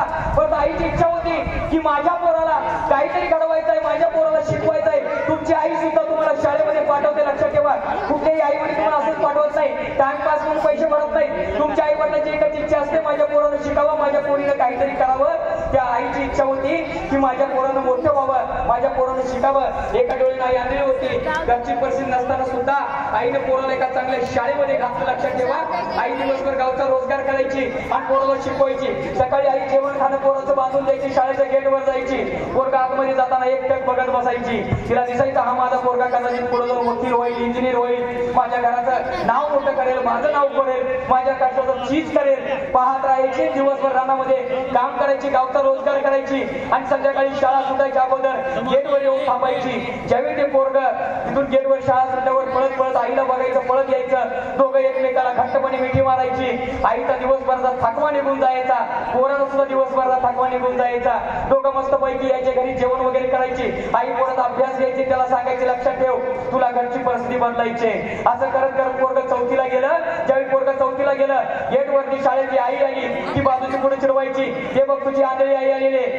ज्यावेळी ते पोरगं चिडवायचं आंधळी आई आलेली बाकीची पोरं हसायची. त्या पोराला थोडं गिल्टी फील व्हायचं. पोरगं एक दिवस झालं 2 दिवस झालं हसणाऱ्या पोरांची संख्या वाढली चिडवणाऱ्या पोरांची सुद्धा संख्या वाढली. ते पोरगं आईला घरी येऊन म्हणतं आई आई ना उद्यापासून तू माझ्या शाळेत नको ना येत जाऊ. त्या आईला वाईट वाटलं काय झालं लेकरा माझं काही चुकलं का. नाही आई तू ज्यावेळी शाळेत येतेस मुलं मला चिडवतात. एक मुलगा म्हणतो ते बघ तुझी ती आंधळी आई आली आणि दुसरी मुलं हसतात. आई प्लीज नको ना शाळेत येत जाऊ. आईला वाईट वाटलं. ज्या मुलाला मी जन्म दिला ज्या मुलासाठी मी रोजगार करते तो मुलगाच म्हणतो आई मुलं हसतात म्हणून मला लाज वाटते. परंतु आई शेवटी आई असते. आई म्हणजे असू दे मला तुझ्या शाळेत मी अजिबात येणार नाही. जा तू शाळेत जा, पण एक लक्षात ठेव, तुला घरची परिस्थिती बदलायची आहे. तुला आपले वडील लहानपणी, तुझे वडील लहानपणी गेलेले आहेत, तुला तुझं नाव करायचं आहे. असं म्हणून पोरगा, आईने पोराला शाळेत पाठवलं, आई रानामध्ये रोजगार करू लागली. असं करत पोरगा 4थी 5वी 6वी करत पोरगा 10वीला गेलं. आणि लक्षात ठेवा, ज्यावेळी पोरगा 10वीला गेलं असं स्टेजवर त्याचं गॅदरिंग होतं, आईला कळालं की माझ्या पोराचं उद्या गॅदरिंग आहे. आईला वाटलं आपण पण जावं, पोराचं गॅदरिंग बघावं, पोरगं काय करतंय बघावं. पण दुसऱ्या क्षणी मनात विचार आला, त्या पोरानं सांगितलं होतं, आई तू शाळेमध्ये येऊ नको, मला पोरं चिडवतात. आई काळजावर दगड ठेवून तसंच रानामध्ये गेली. ज्यावेळेस ते गॅदरिंग चालू झालं, स्पीकरचा आवाज येऊ लागला, आईचं खुरपं तिथंच थांबलं. आईला वाटलं आपण पण बघायला पाहिजे. आईने ठरवलं आपण समोर नाही जायचं, एका कोपऱ्यातून पोराचं गॅदरिंग बघूया. असं म्हणून आई त्या गॅदरिंगच्या ठिकाणी आली. हे पडद्याच्या आडून आपला तो कार्यक्रम बघू लागली. ज्यावेळी पोराचा परफॉर्मन्स चालू झाला, लक्षात ठेवा, त्यावेळी पोराची नजर बरोबर आईच्या नजरेकडे गेली. पोरगा घरी आलं ना आईला रागवलं, आई तुला मी किती वेळा सांगितलं होतं तू माझ्या शाळेमध्ये येऊ नको, मुलं मला चिडवतात. आई म्हणणार, लेकरा तुझ्या समोर मी कुठे आले होते, मी एका कोपऱ्यात बसून तुझा कार्यक्रम बघत होते. पोरगा म्हणलं तू माझं ऐकणार नाही, मी इथं शाळेला थांबणारच नाही, मी इथं शाळेमध्ये गेलो तू 100% येणार, माझा अपमान होणार, पुढच्या शिक्षणासाठी मी हॉस्टेलला जातो. असं म्हणून पोरग शाळेला हॉस्टेलला गेला 11वी 12वीला. आईला वाईट वाटलं, पण असू दे, माझं पोरग जिथं आहे तिथं सुट्टी आहे, माझ्यासाठी भरपूर झालं. म्हणून आई त्याला पैसे पाठवू लागली. 11वीची दिवाळी सुट्टी लागली. आईला वाटलं बरं झालं, दिवाळीत माझं पोरग घरी येणार, मस्तपैकी आम्ही दिवाळी खाणार. पोरग काही घरी आलं नाही. आईला वाईट वाटलं, पण मनामध्ये विचार केला कदाचित पोरग अभ्यासामध्ये बिझी असेल. 11वीची उन्हाळी सुट्टी लागली तरी सुद्धा पोरग आलं नाही. 12वीची दिवाळी सुट्टी लागली. आता मात्र आईला राहवलं नाही. आईने दिवाळीचं गोडधोड केलं, मित्राच्याकडून हॉस्टेलचा पत्ता घेतला आणि त्या हॉस्टेलवरती गेली. ज्यावेळी पोरं तिथे गेली, त्या बाहेर 2 पोरं होती. त्या आईने विचारलं, हा मुलगा इथंच राहतो का? ती पोरं म्हणली, मावशी चला तुमच्या मुलाची रूम दाखवतो. ती पोरं तिथं आली. त्या पोराची दरवाजाची रूम वाजवली. पोरानं दरवाजा उघडला तर समोर त्याची आई होती आणि बाजूला हॉस्टेलची पोरं होती. पोरानं पटकन आईला घेतला आतमध्ये. पोरगा म्हणला, आई तुला मी किती वेळा सांगितलं होतं माझ्या मित्रांच्या येत जाऊ नको म्हणून. आई म्हणली, अरे लेकरा 1.5 वर्ष झालं तू घरी आला नाहीस, 1.5 वर्ष झालं तू घरी आला नाहीस. अरे मी तुझी आई आहे, मला कसं करमत असेल सांग बरं. म्हणून मी तुझ्यासाठी गोड दिवाळी घेऊन आले. मला तो दिवाळीचा घात जात नव्हता म्हणून तुला दिवाळी आणली. पोरगं म्हणलं, मला तुझी दिवाळी वगैरे काही नको. जर काही द्यायचं असेल एक वचन दे, जोपर्यंत मी शाळा शिकतोय तू माझ्या मित्रांच्यात येऊ नको, माझ्यासमोर येऊ नको. आईला वाईट वाटलं, परंतु लक्षात ठेवा, आईनं कुठलीही जगातली आई आपल्या काळजाच्या तुकड्याला सुखी बघायचं असतं, आनंदी बघायचं असतं. ती म्हणली, लेकरा तू काळजी करू नको, इथून पुढे मी तुझ्या मित्रांच्या मध्ये कधी सुद्धा येणार नाही. पण लक्षात ठेव, तुला अभ्यास करायचा आहे, शिकायचा आहे, आपल्या घराचं नाव करायचं आहे, लक्षात ठेव. असं म्हणून आईनं तिथंच एक गोड ठेवलं. आई रडत रडत घरी निघून गेली. 1 वर्ष झालं, 2 वर्ष झालं. आई गावचा रोजगार करायची, पोराला शिक्षणासाठी पैसे पाठवायची. एक दिवस आईला कळलं की तुमचं पोरग इंजिनियर झालंय, पण तुम्हाला सांगितलं नाही. आईला वाईट वाटलं, ज्या लेकरासाठी मी गावचा रोजगार केला ते लेकरू आज इंजिनियर झालं, म्हणजे माझं स्वप्न साकार झालं. पण पोरानं साधं कळवलं सुद्धा नाही. पण आई कधी कुणाबद्दल, कुणापाशी, कुणा लेकराबद्दल काही बोलत नाही. आई म्हणली, मला लेकरानं सांगितलं होतं पण मी तुम्हाला सांगितलं नाही. 1 दिवस झालं, कोणीतरी सांगितलं, हो तुमच्या मुलानं लग्न केलंय, तुम्हाला कळवलं नाही का? आईला वाईट वाटलं, कारण प्रत्येक मातेचं स्वप्न असतं वरमाई होण्याचं. ते स्वप्न त्या पोरानं त्या स्वप्नाचा चक्काचूर केला होता. पण आई म्हणली, नाही, मला पत्र आलं होतं, मला त्याला कळवलं होतं, परंतु मला जायला जमलं नाही या कामाच्या व्यापामुळं. काही दिवसानं त्या आईला पुन्हा एकदा येऊन म्हणला, काकू तुम्हाला नातू झालाय, पोरानं तुम्हाला कळवलं नाही का? आता मात्र त्या आईला राहवलं नाही. लक्षात ठेवा पोरांनो, प्रत्येक माणसाचा एक नियम लक्षात ठेवा, ज्यावेळी त्याला नातू होतो पोरावरचं 50% प्रेम त्याचं त्या नातूवरती कन्वर्ट होतं. त्या आईला आता राहवलं नाही. तिने आंगडं डोबळं घेतलं, मित्रांच्याकडून त्या मुलाचा पुण्यातला पत्ता घेतला आणि पुण्यासारख्या ठिकाणी आई गेली, ज्या ठिकाणी तो रिक्षा थांबला. एकदम हायफाय सोसायटी होती. त्या आईला एवढा आनंद झाला की या सोसायटीमध्ये माझं पोरगं राहतंय, माझ्या कष्टाचं चीज झालं. मी लहानपणापासून ज्या पोराला शिकवलं ते पोरगं इथं मोठं साहेब झालंय, कधी एकदा जाणार, माझ्या सुनाला बघणार, माझ्या नातवाला बघणार, नातवाला जवळ घेऊन त्याचे पापे घेणार. अशी म्हणून आई झपाझप पावलं टाकत त्या मुलाच्या रूम वरती गेली. त्या मुलाच्या रूमचा दरवाजाची भेल वाजवली. एका नक्षीकांत सुंदर अशा मुलीनं दरवाजा उघडला. आईच्या लक्षात आलं, ही समोर दिसणारी ही सुंदर मुलगी माझी सून आहे आणि तिच्या काक्याला जे बाळ आहे तो माझा नातू आहे. पटकन नातवाला जावं, जवळ घ्यावं, त्याचे पापे घ्यावे म्हणून आई आत पाऊल टाकणार. इतक्या ती सून म्हणाली, अहो ऐकलं का, कोणतरी आले, अहो ऐकलं का, कोणतरी आले. आतमधून मुलगा आला. त्याने डोकावून पाहिलं तर दाराच्या फटीतून त्याला त्याची आई दिसली.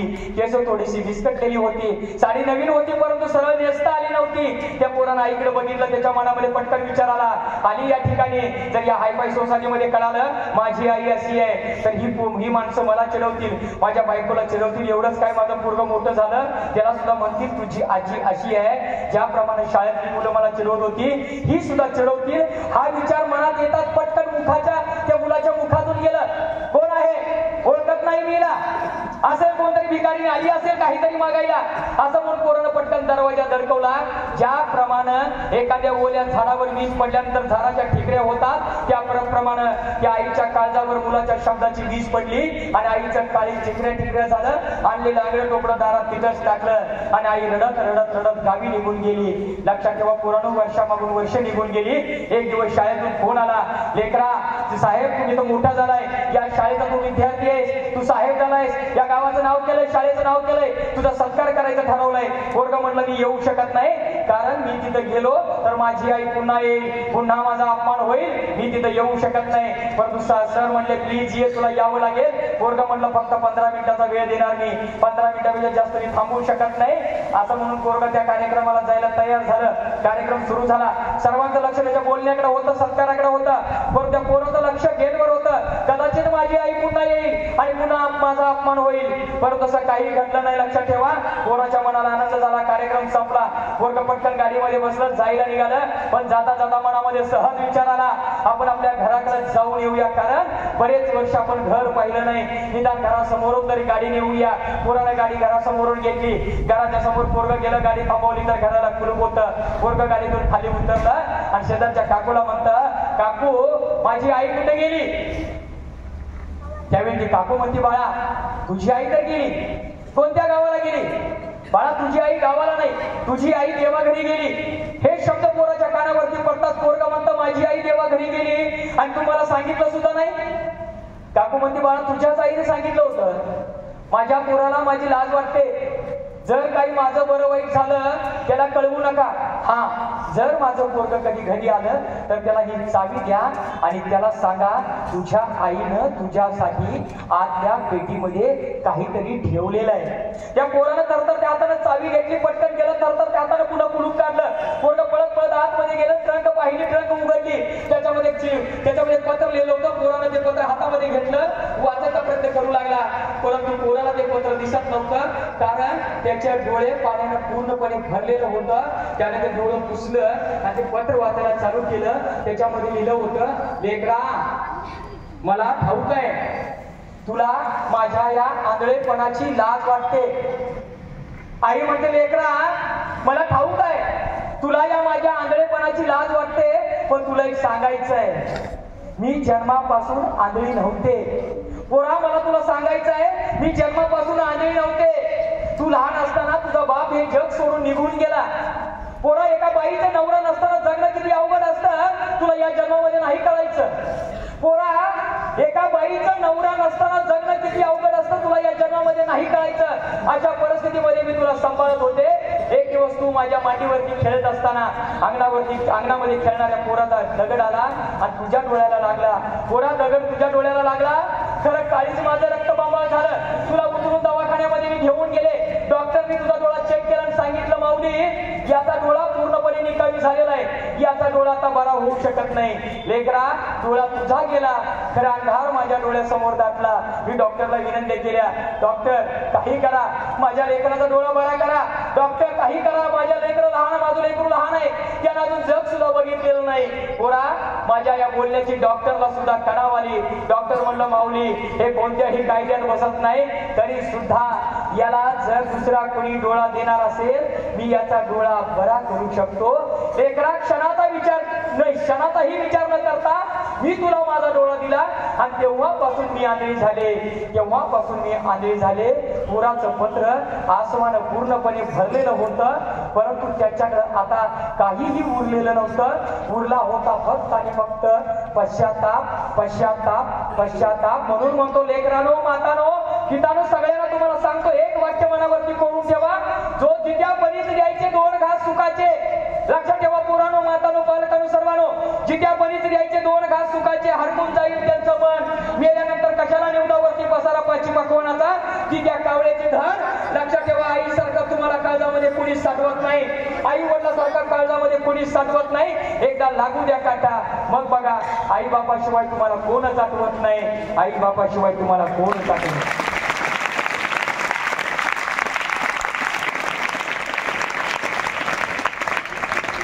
पुन्हा एकदा सर्वांनी डोळे बंद करायचे.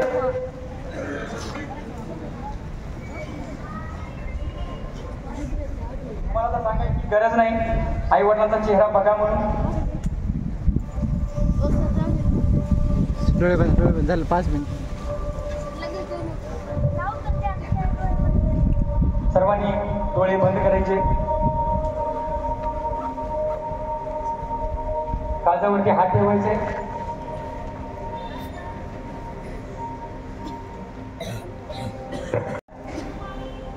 तुम्हाला तुमच्या आईचा चेहरा 100% दिसला असेल. त्याच्याच बाजूला वडिलांचा चेहरा पाहिजे.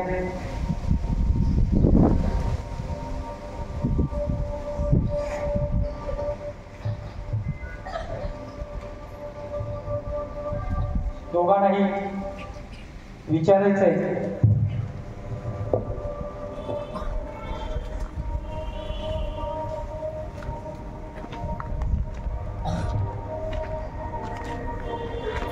बाबा आई कसे आहात?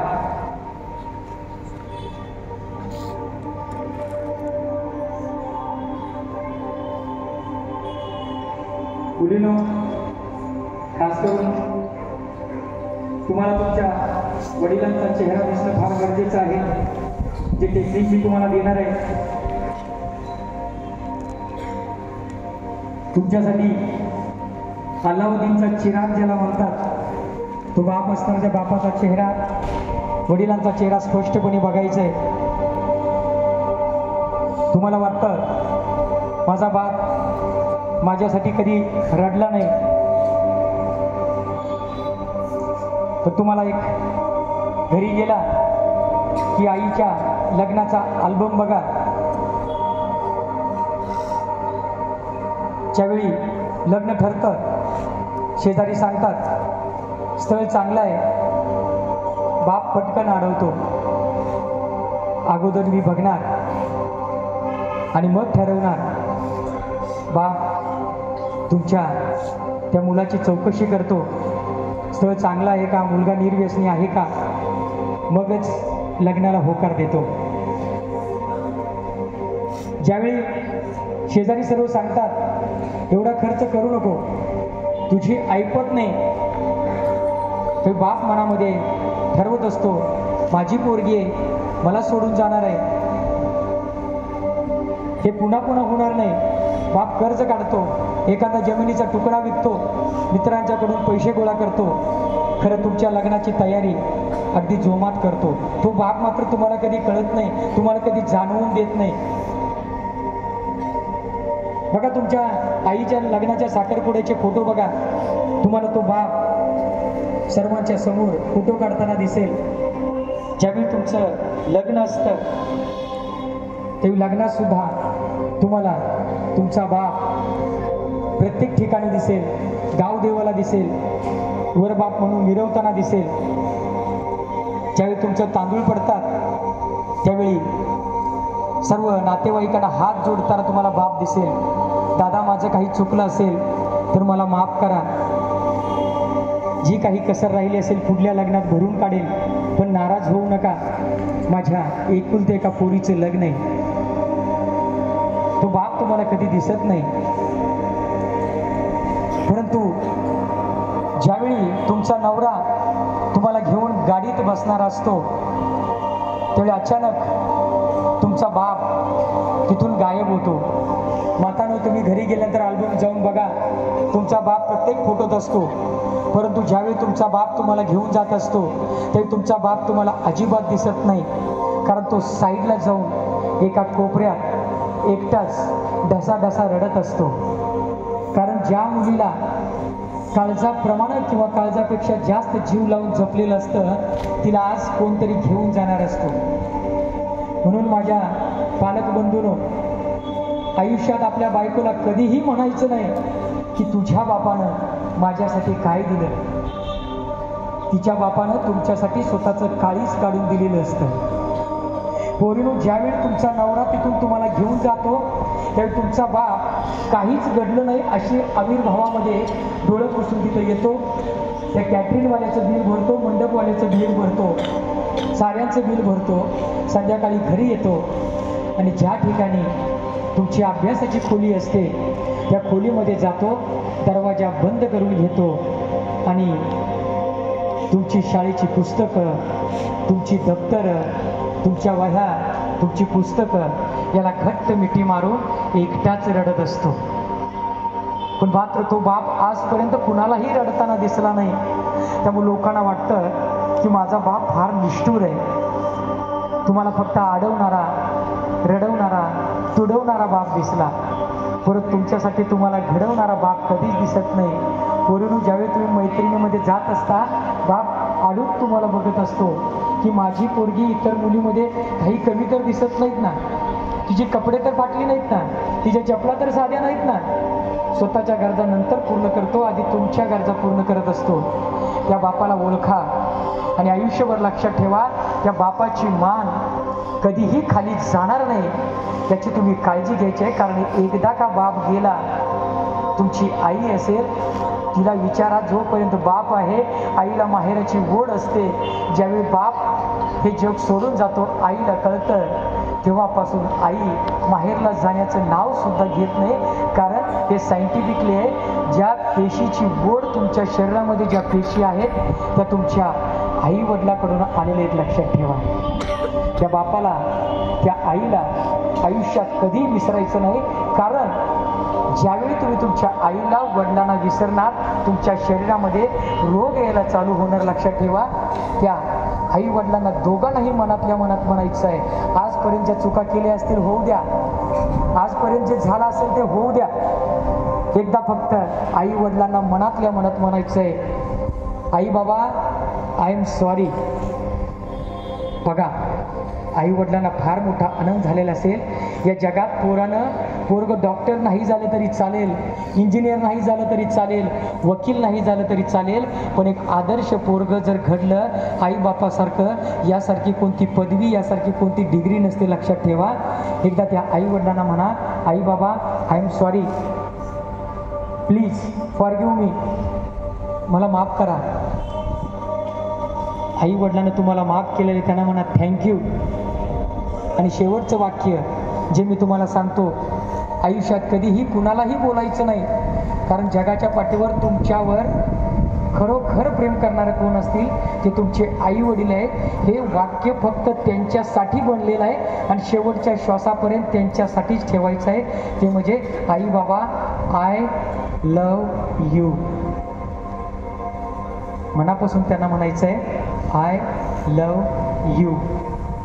बघा, त्यांचा चेहरा 100% गर्वानं फुललेला असेल. आता त्या गर्वानं फुललेल्या चेहऱ्याला स्मरून एक शपथ घ्यायची आहे. ती शपथ आयुष्यात कधीच तोडायची नाही. कारण ती शपथ तोडली तर आयुष्यात आपण कधी आणि कधीच सुखी राहू शकत नाही. जे मी म्हणतो ते माझ्या पाठीमागं म्हणायचं आहे, एवढ्या जोरानं म्हणायचं आहे की तुमच्या काळजामध्ये, तुमच्या आईवडिलांच्या काळजापर्यंत ती आवाज पोचला पाहिजे. आणि ती शेवटच्या श्वासापर्यंत ती शपथ मोडायची नाही. डोळं तसंच बंद ठेवायचं आहे, आईवडिलांचा चेहरा डोळ्यासमोर ठेवायचा आहे आणि मी जे म्हणतो ते जोरानं म्हणायचं आहे, हे आई बाबा. जोरानं आलं पाहिजे लेकरानं, जोरानं आई बाबाचा चेहरा स्मरून म्हणायचं आहे. जसं तुम्ही तुमच्या आई वडिलाशी बोलताय असंच बघायचं आहे, हे आई बाबा, हे आई बाबा, मी आज तुम्हा दोघांना स्मरून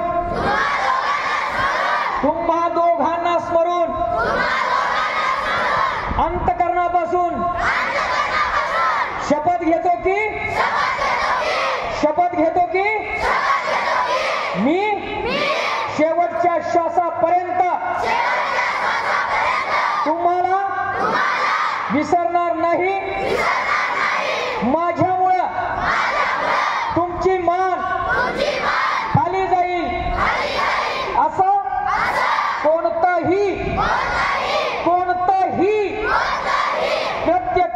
नाही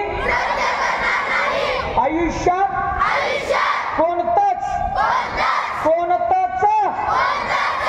व्यसन करणार नाही, कधीच करणार नाही, या जन्मात करणार नाही, शेवटच्या श्वासापर्यंत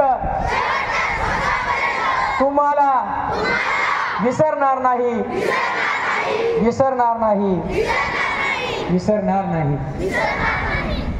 बघा आता जो चेहरा दिसतो आई वडिलांचा सर्वात प्राऊड फील झालेला चेहरा असेल. दोन्ही हात एकमेकावरती घर्षण जोरान करायचे. हळूच डोळे उघडून डोळ्यावरून हात फिरवायचे आणि कुणा कुणाला आई वडिलांचा प्राऊड फील झालेला चेहरा दिसला त्यांनी हात वर करायचे. एकदा कडाडून टाळ्या फक्त तुमच्या आई वडिलांसाठी वाजवायचे.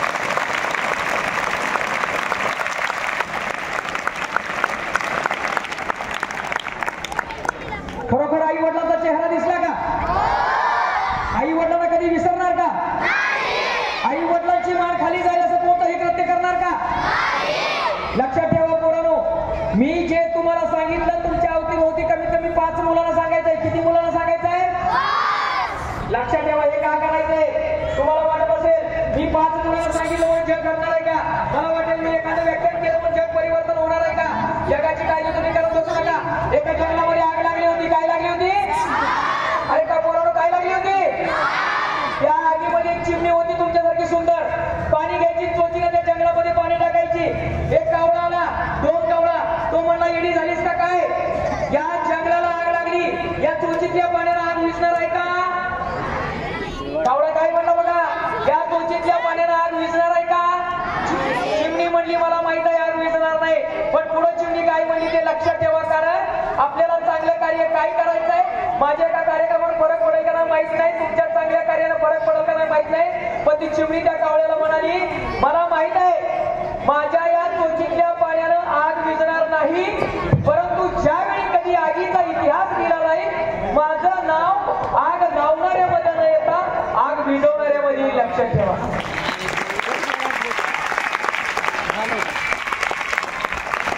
समाजामध्ये असं काहीतरी कार्य करायचंय. लई मोठं कार्य नाही झालं तरी चालेल. ज्यावेळी समाजाचा इतिहास लिहिला जाईल आपलं नाव समाज बिघडवणाऱ्यामध्ये न येता घडवणाऱ्यामध्ये आलं तरी भरपूर झालं. गेले 1.5 तास तुम्ही जवळजवळ 1.5-2 तास शांतपणे बसला, माझी बरोबर माझं बोलणं ऐकून घेतलं. या 1.5 तासामध्ये माझ्या मुखातून एखादा चुकीचा शब्द गेला असेल, कुणी आपला भाऊ समजून, पुन्हा आपला दादा पालक समजून मला माफ करा. या दादानी मला या ठिकाणी निमंत्रित केलं. आज ते स्वतः आजारी असताना सुद्धा या ठिकाणी आलेले आहेत. या सर्वांचा जेवढा आभार मानावं तेवढं कमी आहे. पुन्हा एकदा तुम्हाला सर्वांचं हे प्रेम साठवून घेऊन मी परत जाणार आहे. तुमचं प्रेम असंच राहू द्या. आणि जर तुम्हाला मला काही द्यायचं असेल फक्त एवढं देवाचं मागणं मागा की देवानं माझ्या शरीरामध्ये माझ्या बुद्धीमध्ये एवढी ऊर्जा देऊ द्या, हे कार्य करण्यासाठी देवानं मला बुद्धी देऊ द्या, मला एनर्जी देऊ द्या. एवढं सांगतो. पुन्हा तुम्हाला सर्वांना शुभेच्छा देतो.